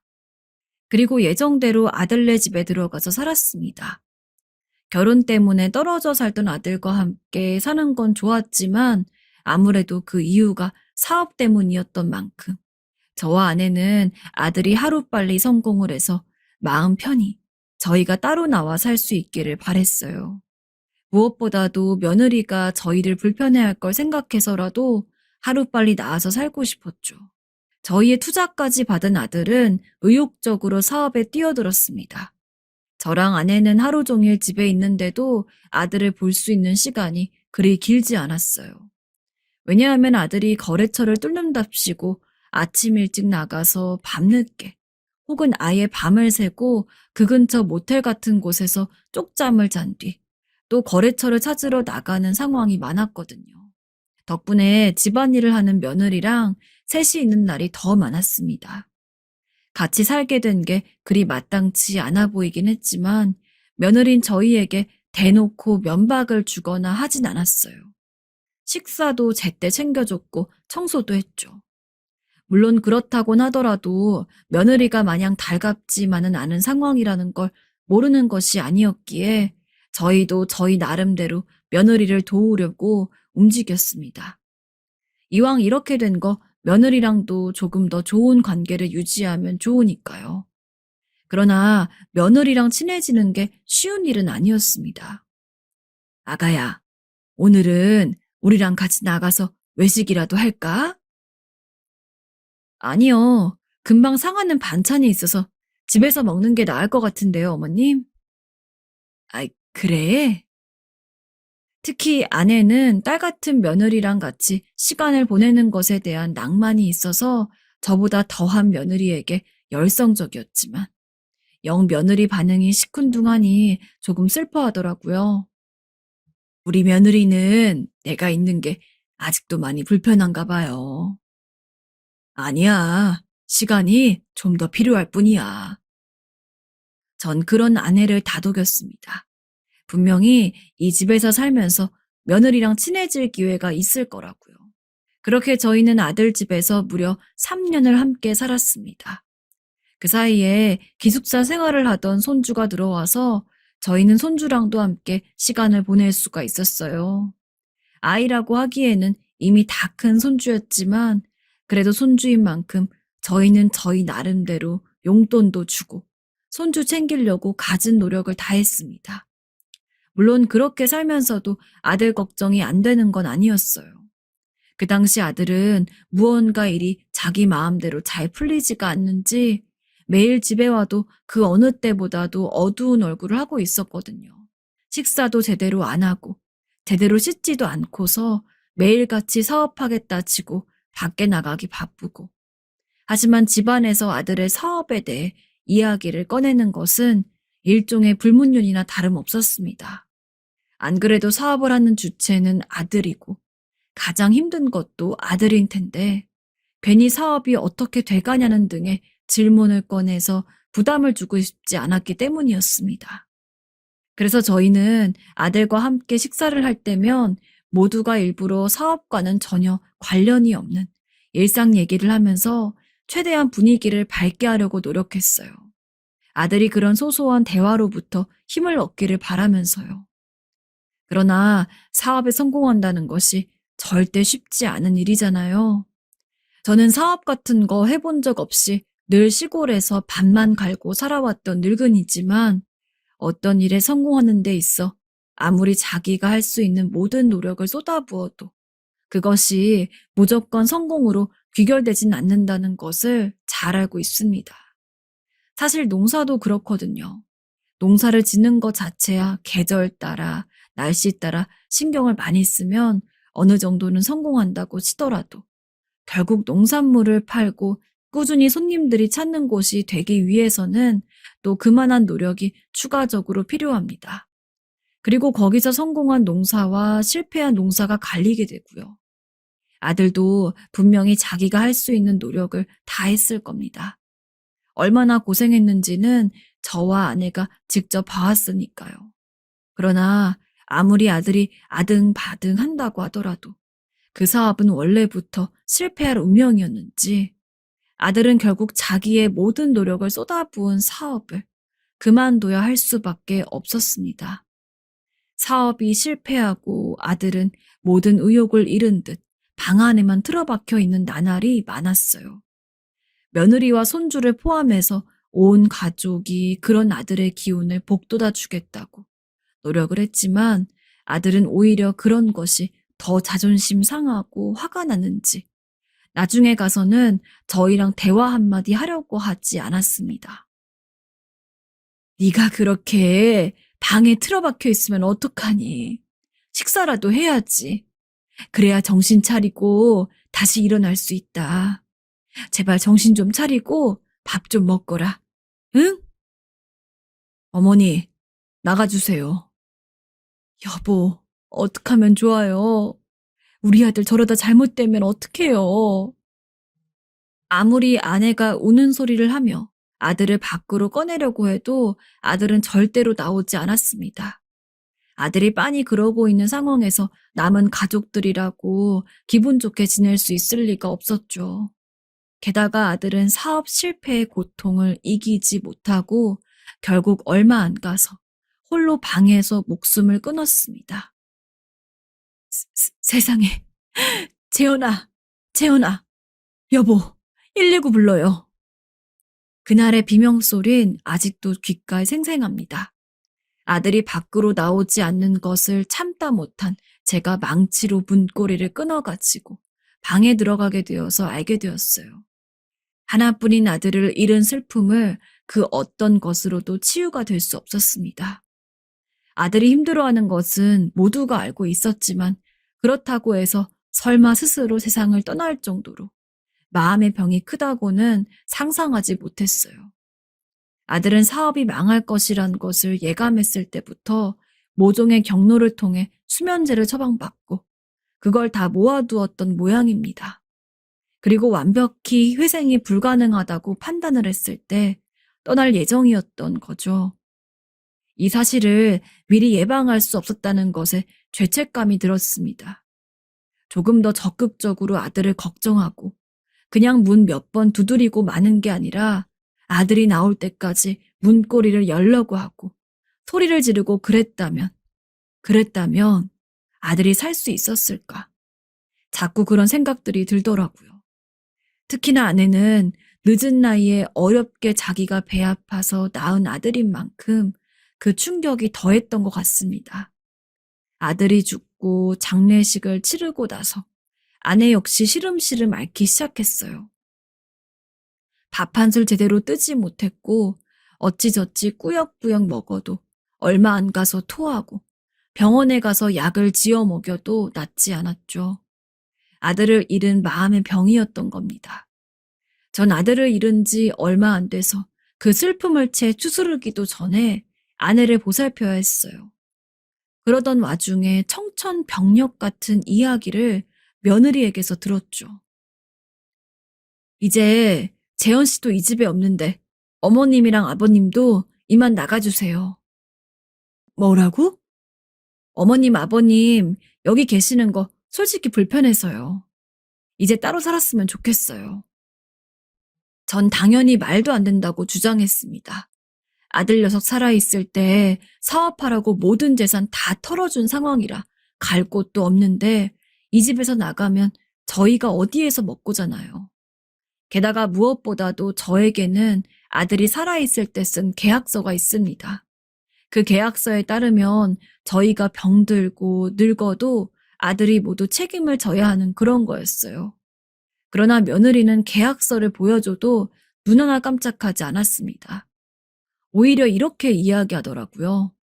자기랑 계약을 한 게 아닌데 그게 무슨 소용이냐고. 전 애초에 재현 씨가 어머님이랑 아버님이랑 그런 계약서를 쓴다는 것 자체를 인정하지 못했는데 그래도 재현 씨와의 계약이니까 결국 아무 말 안 했던 거예요.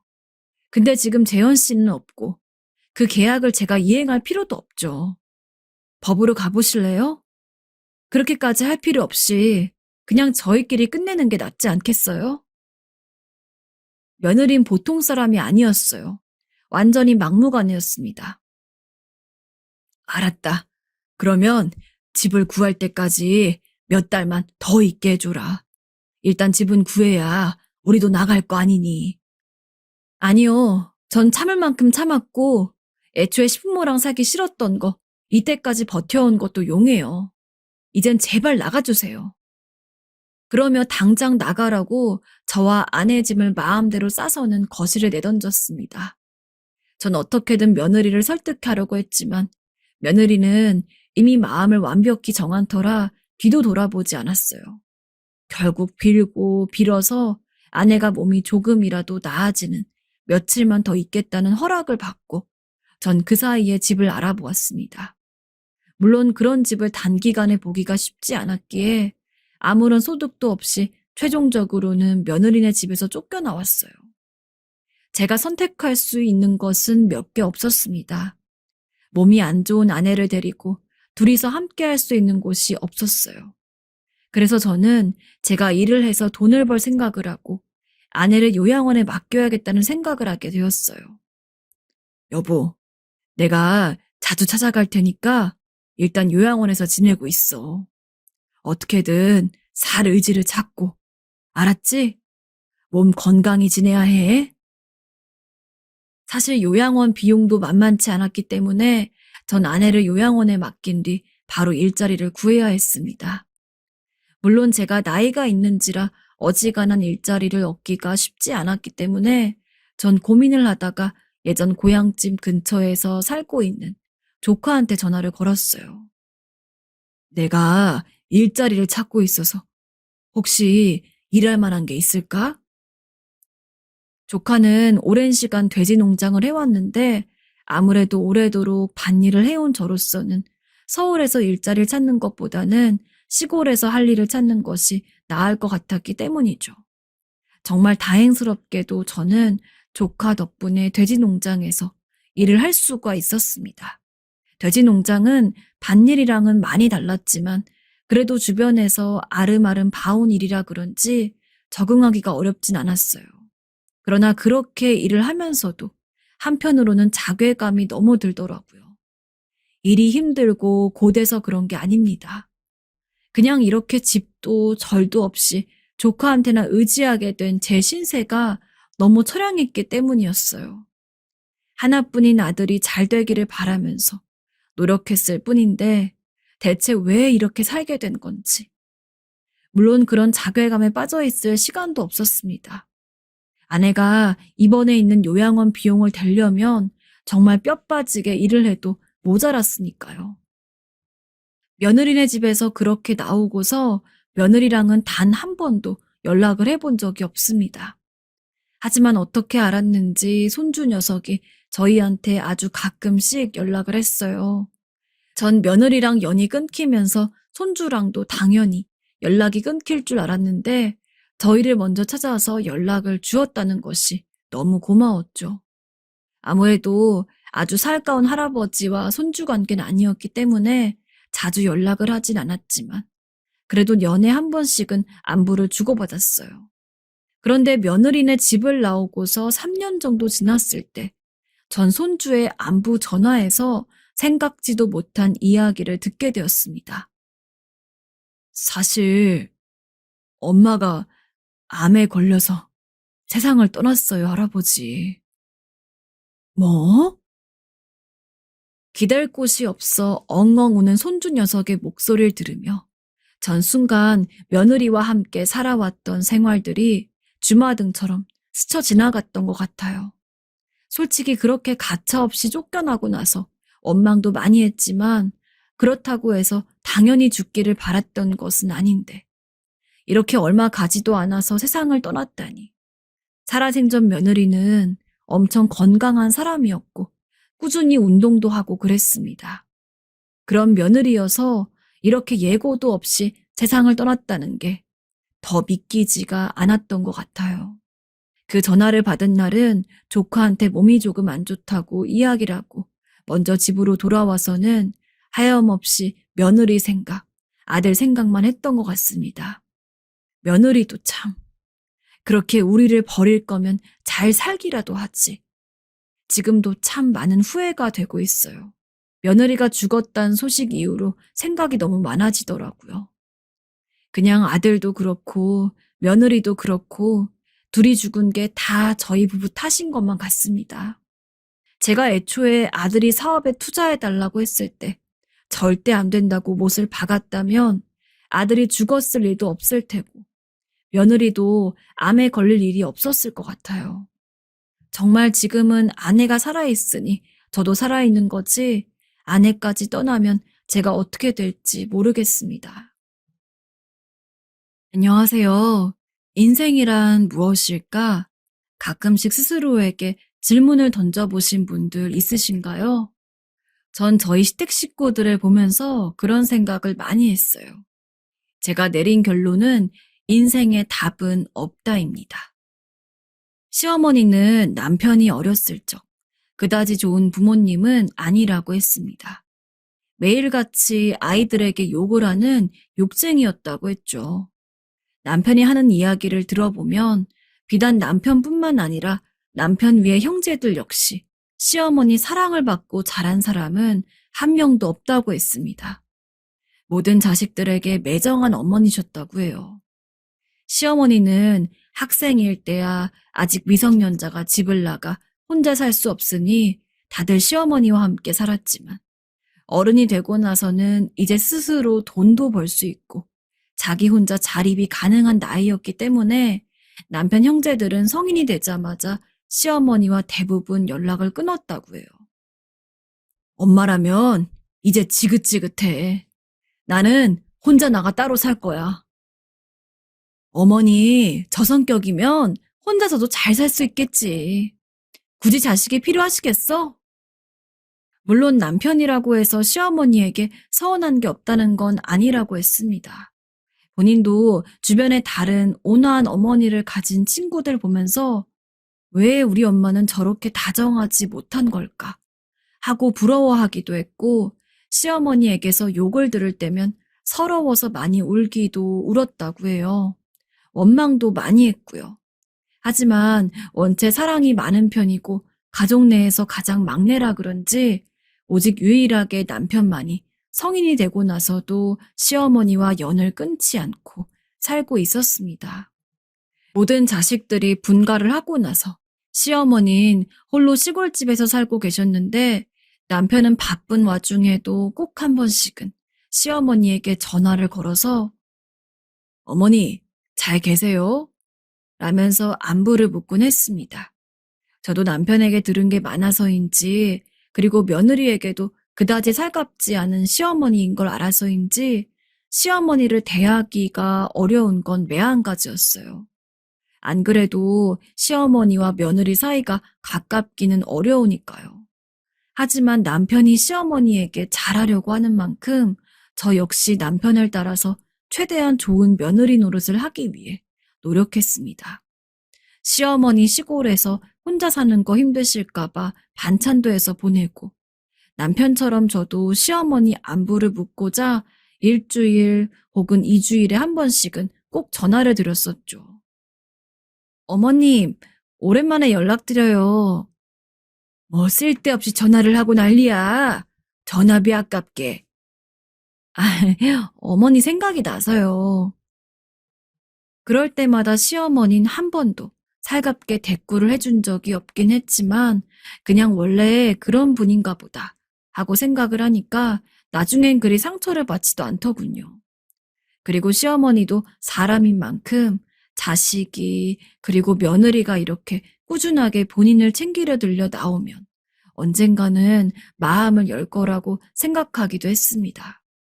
그러던 어느 날 한평생 전화 한 번 해본 적이 없던, 그러니까 정확히는 저희에게 먼저 전화를 걸어본 적이 한 번도 없던 시어머니에게서 연락이 왔습니다. 처음에 핸드폰에 뜬 시어머니 번호를 보고서 깜짝 놀랐어요.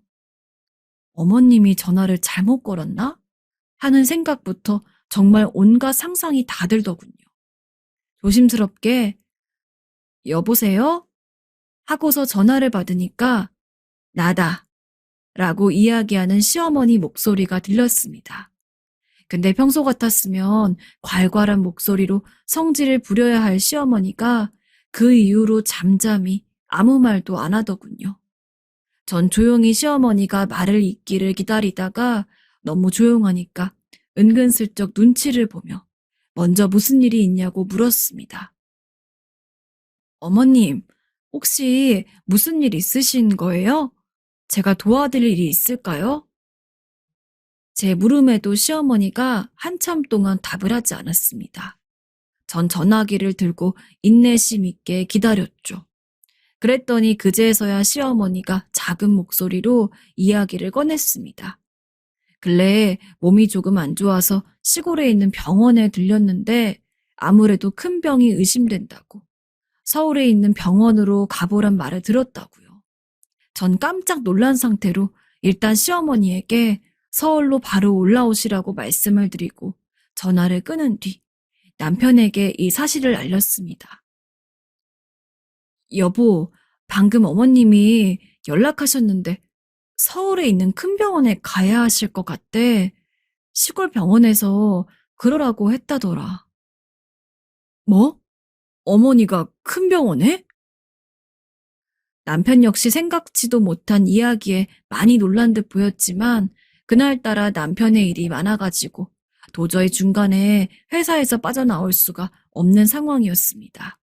다행스럽게도 전 여유가 있었기 때문에 시골에서 올라온 어머니를 모시고서 늦기 전에 곧바로 서울에 있는 병원에 갈 수 있었어요.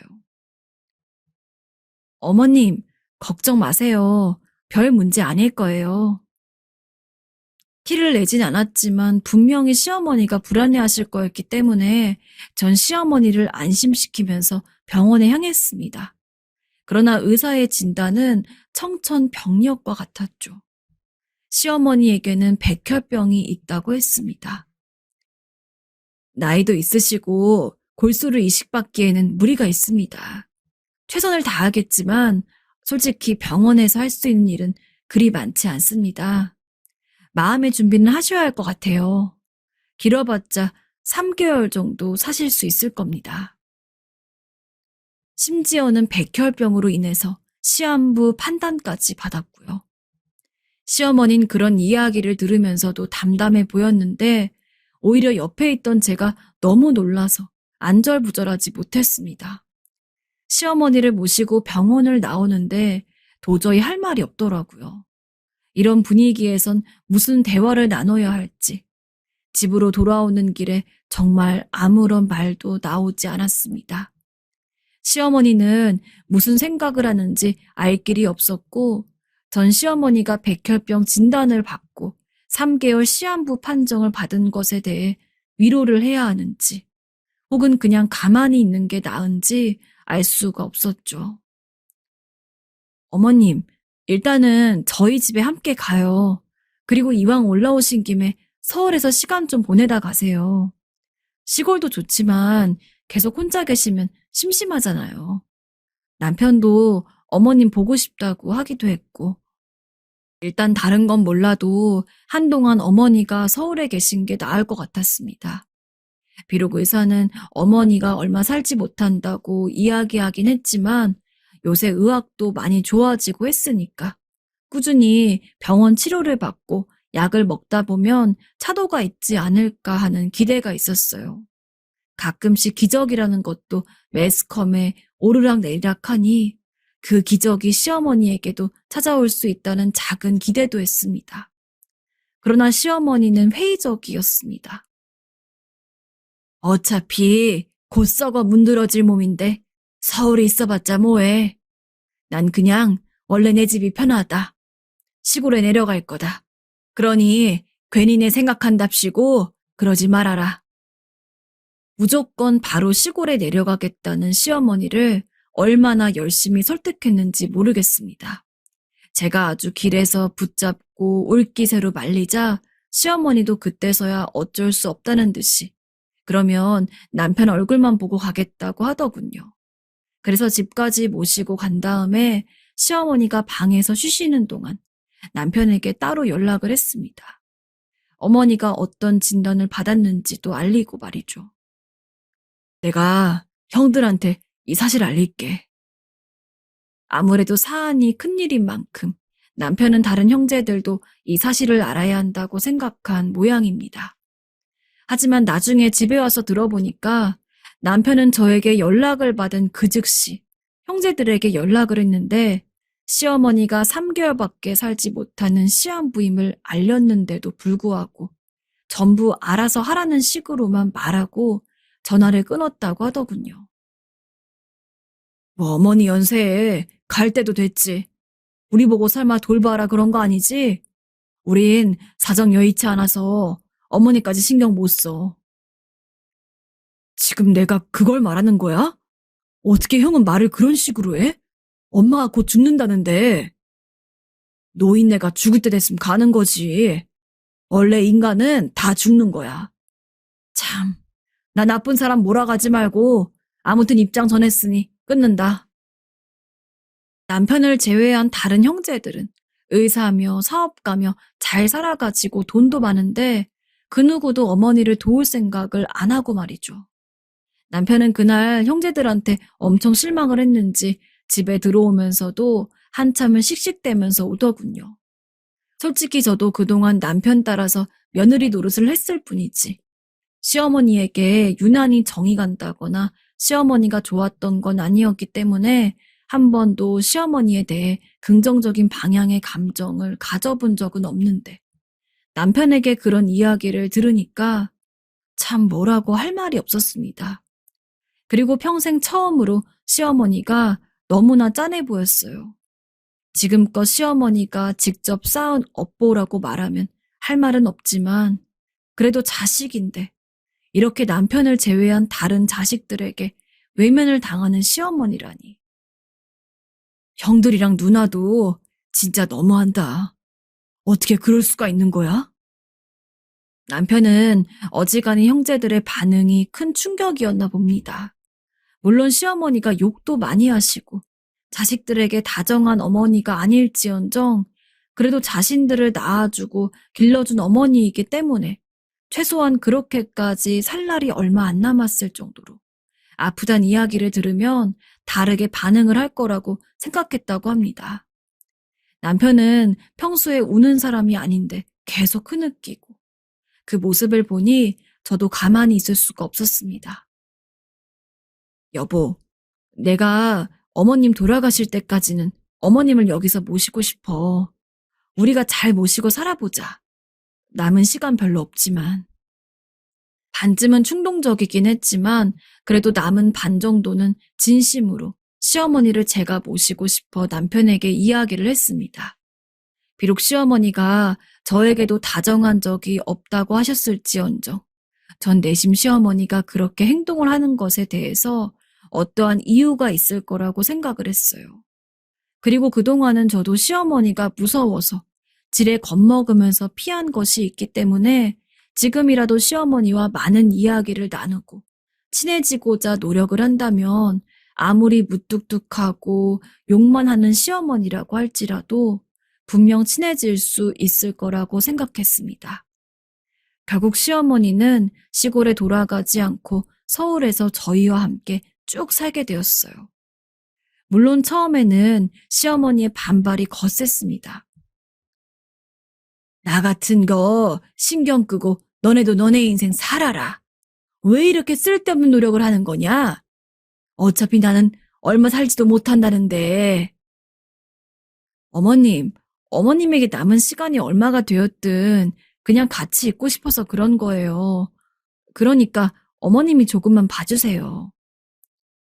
아휴, 너희도 참.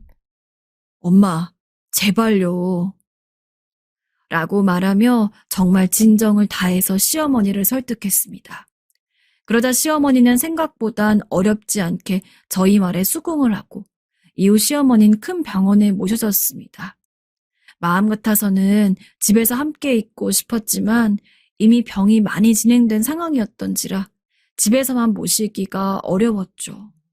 하지만 치료를 한다고 해서 그게 큰 도움이 되는 건 아니었습니다. 그저 시어머니가 아프실 때 고통을 늦춰주는 진통제 역할을 하는 정도가 전부였어요. 전 그런 시어머니가 계신 병원에 매일같이 찾아갔습니다. 어머님, 오늘은 몸이 어떠세요? 그리고 대꾸도 제대로 안 해주는 시어머니에게 매일같이 말을 걸었어요.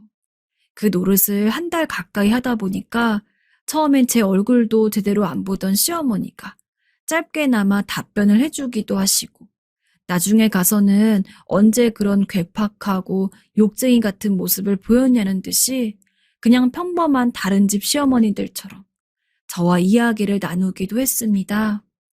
깊은 대화를 나눠본 시어머니는 정말로 놀라울 정도로 다른 부모님들과 비슷한 사람이었습니다. 대체 지금까지 왜 그렇게 남편을 포함한 다른 자식들한테 괴팍하게 구신 건지 이해가 되지 않을 정도로 시어머니는 일반적인 부모였어요.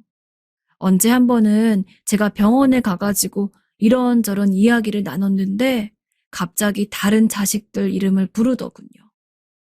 정철이, 정배, 정순인, 일은 잘 된다니? 네? 다들 나를 많이도 미워하지?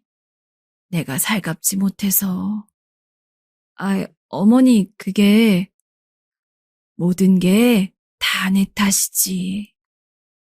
그냥 평범하게 하는 말 같기도 했지만 시어머니 눈에는 너무나 깊은 그리움이 담겨 있었습니다. 아마 직접 말씀은 안 하셨지만 다른 자식들이 많이 보고 싶기도 하셨겠죠.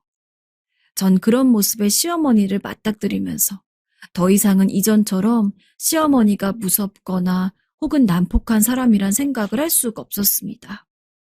시어머니는 어떤 때 보면 오히려 그 누구보다도 더 인간적인 면모를 가지고 계신 분이었어요. 비록 처음에는 많이 무뚝뚝하고 냉정해 보였지만 사람에게 마음을 연 시어머니는 제법 다정하기도 했습니다. 때때로 이유도 없이 제 손을 꼭 잡고 있기도 했고 제가 올 때면 멀리서부터 얼굴이 환해지셔가지고는 왔니? 하며 반기시는 날도 있었습니다. 전 그런 모습을 볼 때마다 시어머니를 찾아가는 것을 멈출 수가 없었습니다. 남편도 마음 같아선 매일 병원에 오고 싶어 했지만 현실적으로 너무 바빴고 남편의 다른 형제들은 애초에 시어머니를 보고 싶어 하질 않았기 때문에 현재 시어머니의 곁에 남아있는 것은 유일하게 저뿐이었거든요.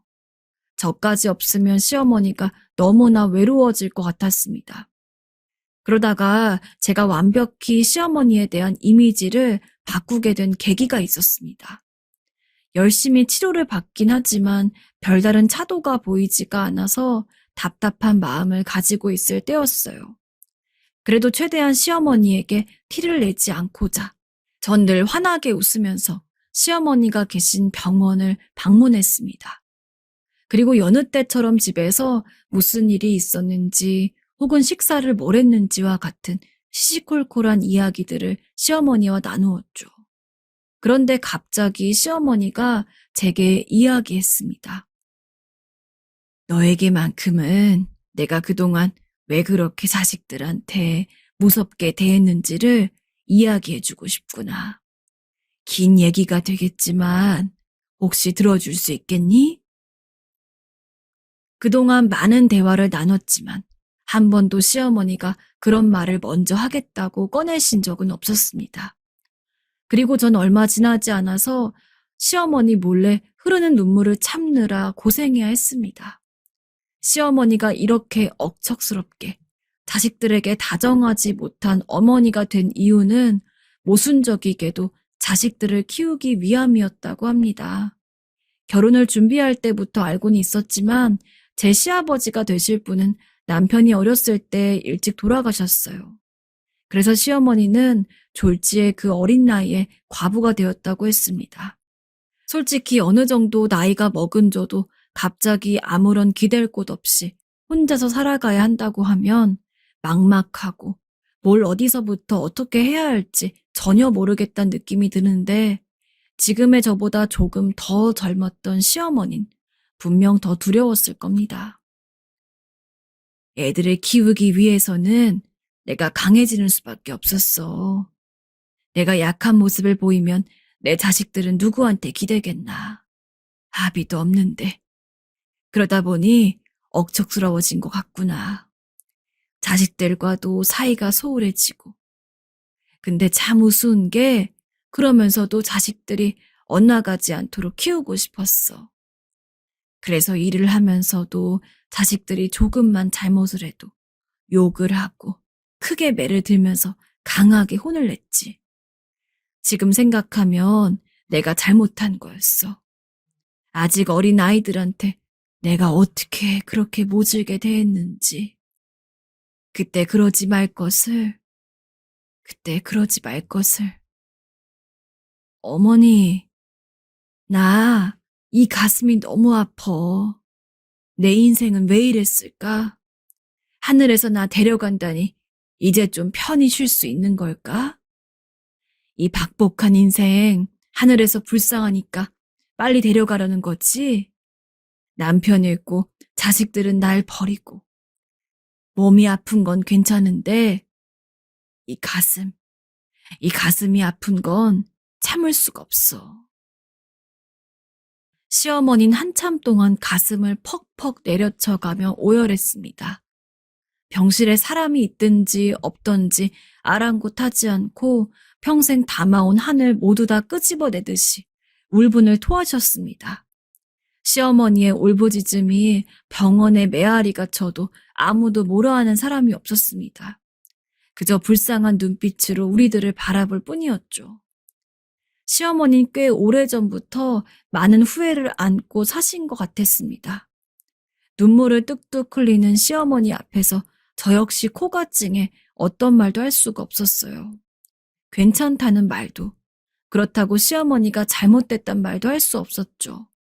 제가 거기서 더 뭐라고 덧붙여야 했을까요? 전 그저 주름진 손으로 눈물을 닦는 시어머니를 가만히 지켜보면서 진정이 될 때까지 곁을 지켜드렸습니다. 지금 시어머니는 돌아가신 상태예요. 정말 의사가 이야기했던 대로 딱 3개월을 채우고 하늘나라에 가셨죠. 그동안 시어머니를 찾아뵈면서 정이 많이 들었는지 시어머니가 돌아가셨을 때 정말 쓰러질 만큼 눈물이 나가지고 혼났습니다. 하지만 당시 저에게는 할 일이 있었어요. 바로 시어머니가 남긴 유서를 남편의 형제들에게 전하는 일이었죠. 시어머니는 본인 살 날이 얼마 남지 않았다는 걸 직감적으로 아셨는지 어느 날부턴가 유서를 쓰기 시작했습니다. 그리고 저에게 내가 죽으면 이 유서를 꼭 내 자식들에게 전해줘라 라고 말씀하셨죠. 비록 병원엔 한 번도 찾아오지 않았다고 하더라도 장례식이면 자식들이기 때문에 얼굴은 한 번 비출 것이었으므로 전 알겠다고 하고 시어머니의 유서를 전달받아 가지고 있던 참이었습니다. 그리고 시어머니가 돌아가시고 나서 장례식장에 참석한 남편의 형제들에게 유서를 보여주었습니다. 어머님이 병원에 계실 때 직접 작성하셨던 유서예요. 저한테 꼭 전해달라고 말씀을 남기셔서 지금 보여드리는 거예요. 남편의 형제들은 처음엔 유서라고 해도 실감이 나지 않는지 떨떠름한 얼굴이었습니다. 하지만 유서를 펼치고 한 줄 한 줄 읽어가면서 표정이 급격하게 변했죠.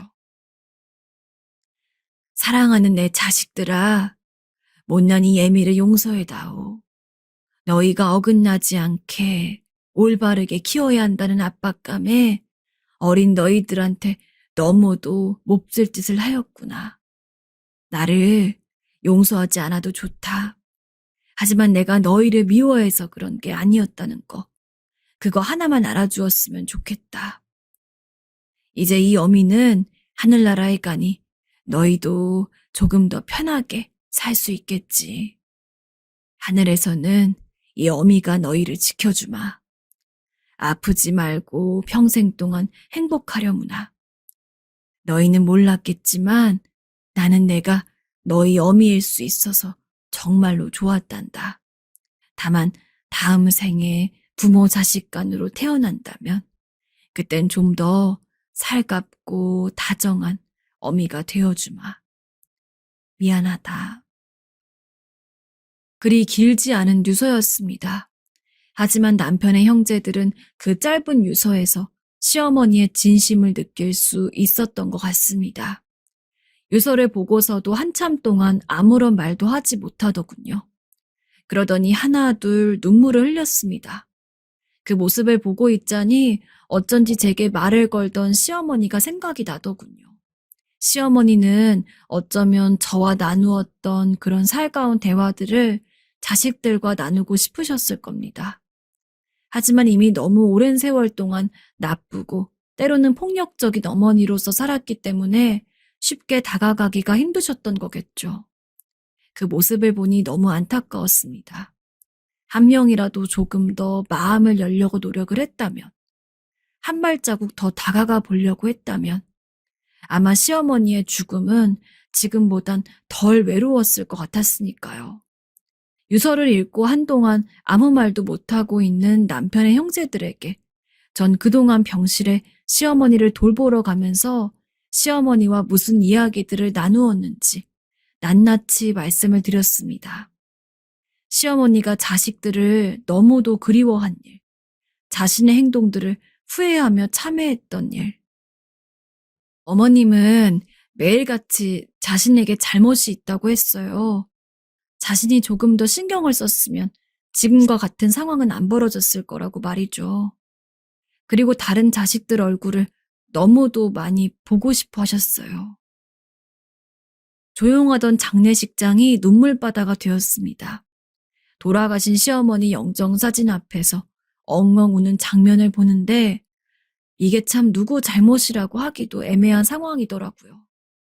저와 남편은 그저 바닥에 엎드려 자신들이 보인 그간의 행동들을 후회하고 있는 남편의 형제들 모습을 그저 가만히 지켜보기만 했습니다. 장례식이 끝나고는 참 바빴어요. 시어머니의 짐도 정리해야 했고 무엇보다도 시어머니가 남겨놓은 재산에 대한 것들을 나눠야 했거든요. 시어머니는 젊었을 적부터 열심히 살아오셔서 그런지 시골 논과 집들을 꽤 가지고 계셨습니다. 게다가 나중에 보니까 시어머니가 가지고 계신 땅이 산업단지로 개발 예정인지라 향후에 보상이 엄청 많을 거라고 하더군요. 저희는 당연히 시어머니 재산을 균등하게 나누려고 했습니다. 시어머니와 다른 남편 형제들 사이가 안 좋은 것은 차치하더라도 어쨌든 모두가 공평하게 시어머니의 자식이었으니까요. 그런데 다른 형제들이 먼저 얘기했습니다. 우리는 어머니 재산 받을 자격이 없어. 어머니 돌아가시기까지 고생한 거 너랑 재수 씨니까 어머니 재산은 모두 너희에게 넘길게. 우리끼린 이미 얘기가 끝났어. 아니 형님, 아무리 그렇다고 해도 제가 그걸 다 받을 순 없어요. 나중에 개발도 된다는 소리도 들리고요. 어머니 재산을 저 혼자 받는 건 아닌 것 같아요. 막내 너 힘들게 살잖니. 그건 그렇고 솔직히 어머니 원망 많이 했다. 네가 모르는 일들도 많이 겪었어. 하지만 재수 씨 이야기 들어보니 자식으로서 참 못할 일 했단 생각이 들어. 마지막인데 손이라도 잡아드릴 걸. 후회가 되네. 그리고 우린 먹고 살 만큼 자리 잡았으니 막내 너도 빨리 자리를 잡아야지. 막내 너가 우리보다 100배 낫다. 형으로서 염치가 없어서 그래. 아무 말 말고 그렇게 해. 남편 빼고 다른 형제들은 돈이 많긴 했습니다. 하지만 그렇다고 하더라도 시어머니가 가지고 계신 재산이 한두 푼이 아닌 상황에서 그거를 다 주기는 쉽지 않잖아요. 그런데 돌아가신 시어머니에게 자식 노릇을 제대로 못했단 이유만으로 솔직히 고작 3개월 정도 모신 게 다인 저희에게 시어머니 재산을 다 넘기겠다고 하시다니. 처음에는 남편도 저도 시어머니 재산을 다 같이 나누는 게 맞지 않겠냐고 말씀을 드렸습니다. 하지만 남편의 다른 형제들은 요지부동이었어요. 이미 재산은 우리에게 넘기겠다고 생각을 했던 상황이고 당장 그 돈이 없다고 해서 먹고 사는 게 힘든 것도 아닌데 당연히 마지막까지 시어머니를 보살핀 자식이 가져가는 게 맞다면서요. 저흰 다른 형제들과는 다르게 남편이 하루 벌어서 하루 먹고 사는 처지였습니다. 그래서 남편의 형제들이 그렇게까지 저희 보고 재산을 다 가지라고 하는 마당에 조금 염치가 없긴 했어도 결국 감사히 받게 되었죠. 지금은 시어머니의 재산 덕분에 먹고 싶은 것도 고민 없이 시켜 먹고 꼭 필요한 걸 사는 데 있어서 돈 걱정하지 않아도 되고 있습니다. 그리고 그전에는 명절 같은 때나 한 번씩 얼굴을 보았다면 이후에는 별날이 아니라고 하더라도 다 같이 쉬는 날이 있으면 가족끼리 함께 만나서 저녁을 먹거나 하며 시간을 보내고 있어요. 가족들끼리 지금부터라도 조금 화목하게 지내보려고요. 생각해보면 이 모든 게 다 돌아가신 시어머니의 마지막 선물이 아닌가 싶습니다. 시어머니는 하늘나라에서 저희 모습을 지켜보고 계시겠죠? 저희 잘 살고 있으니까 시어머님도 하늘나라에서 편히 쉬었으면 좋겠습니다.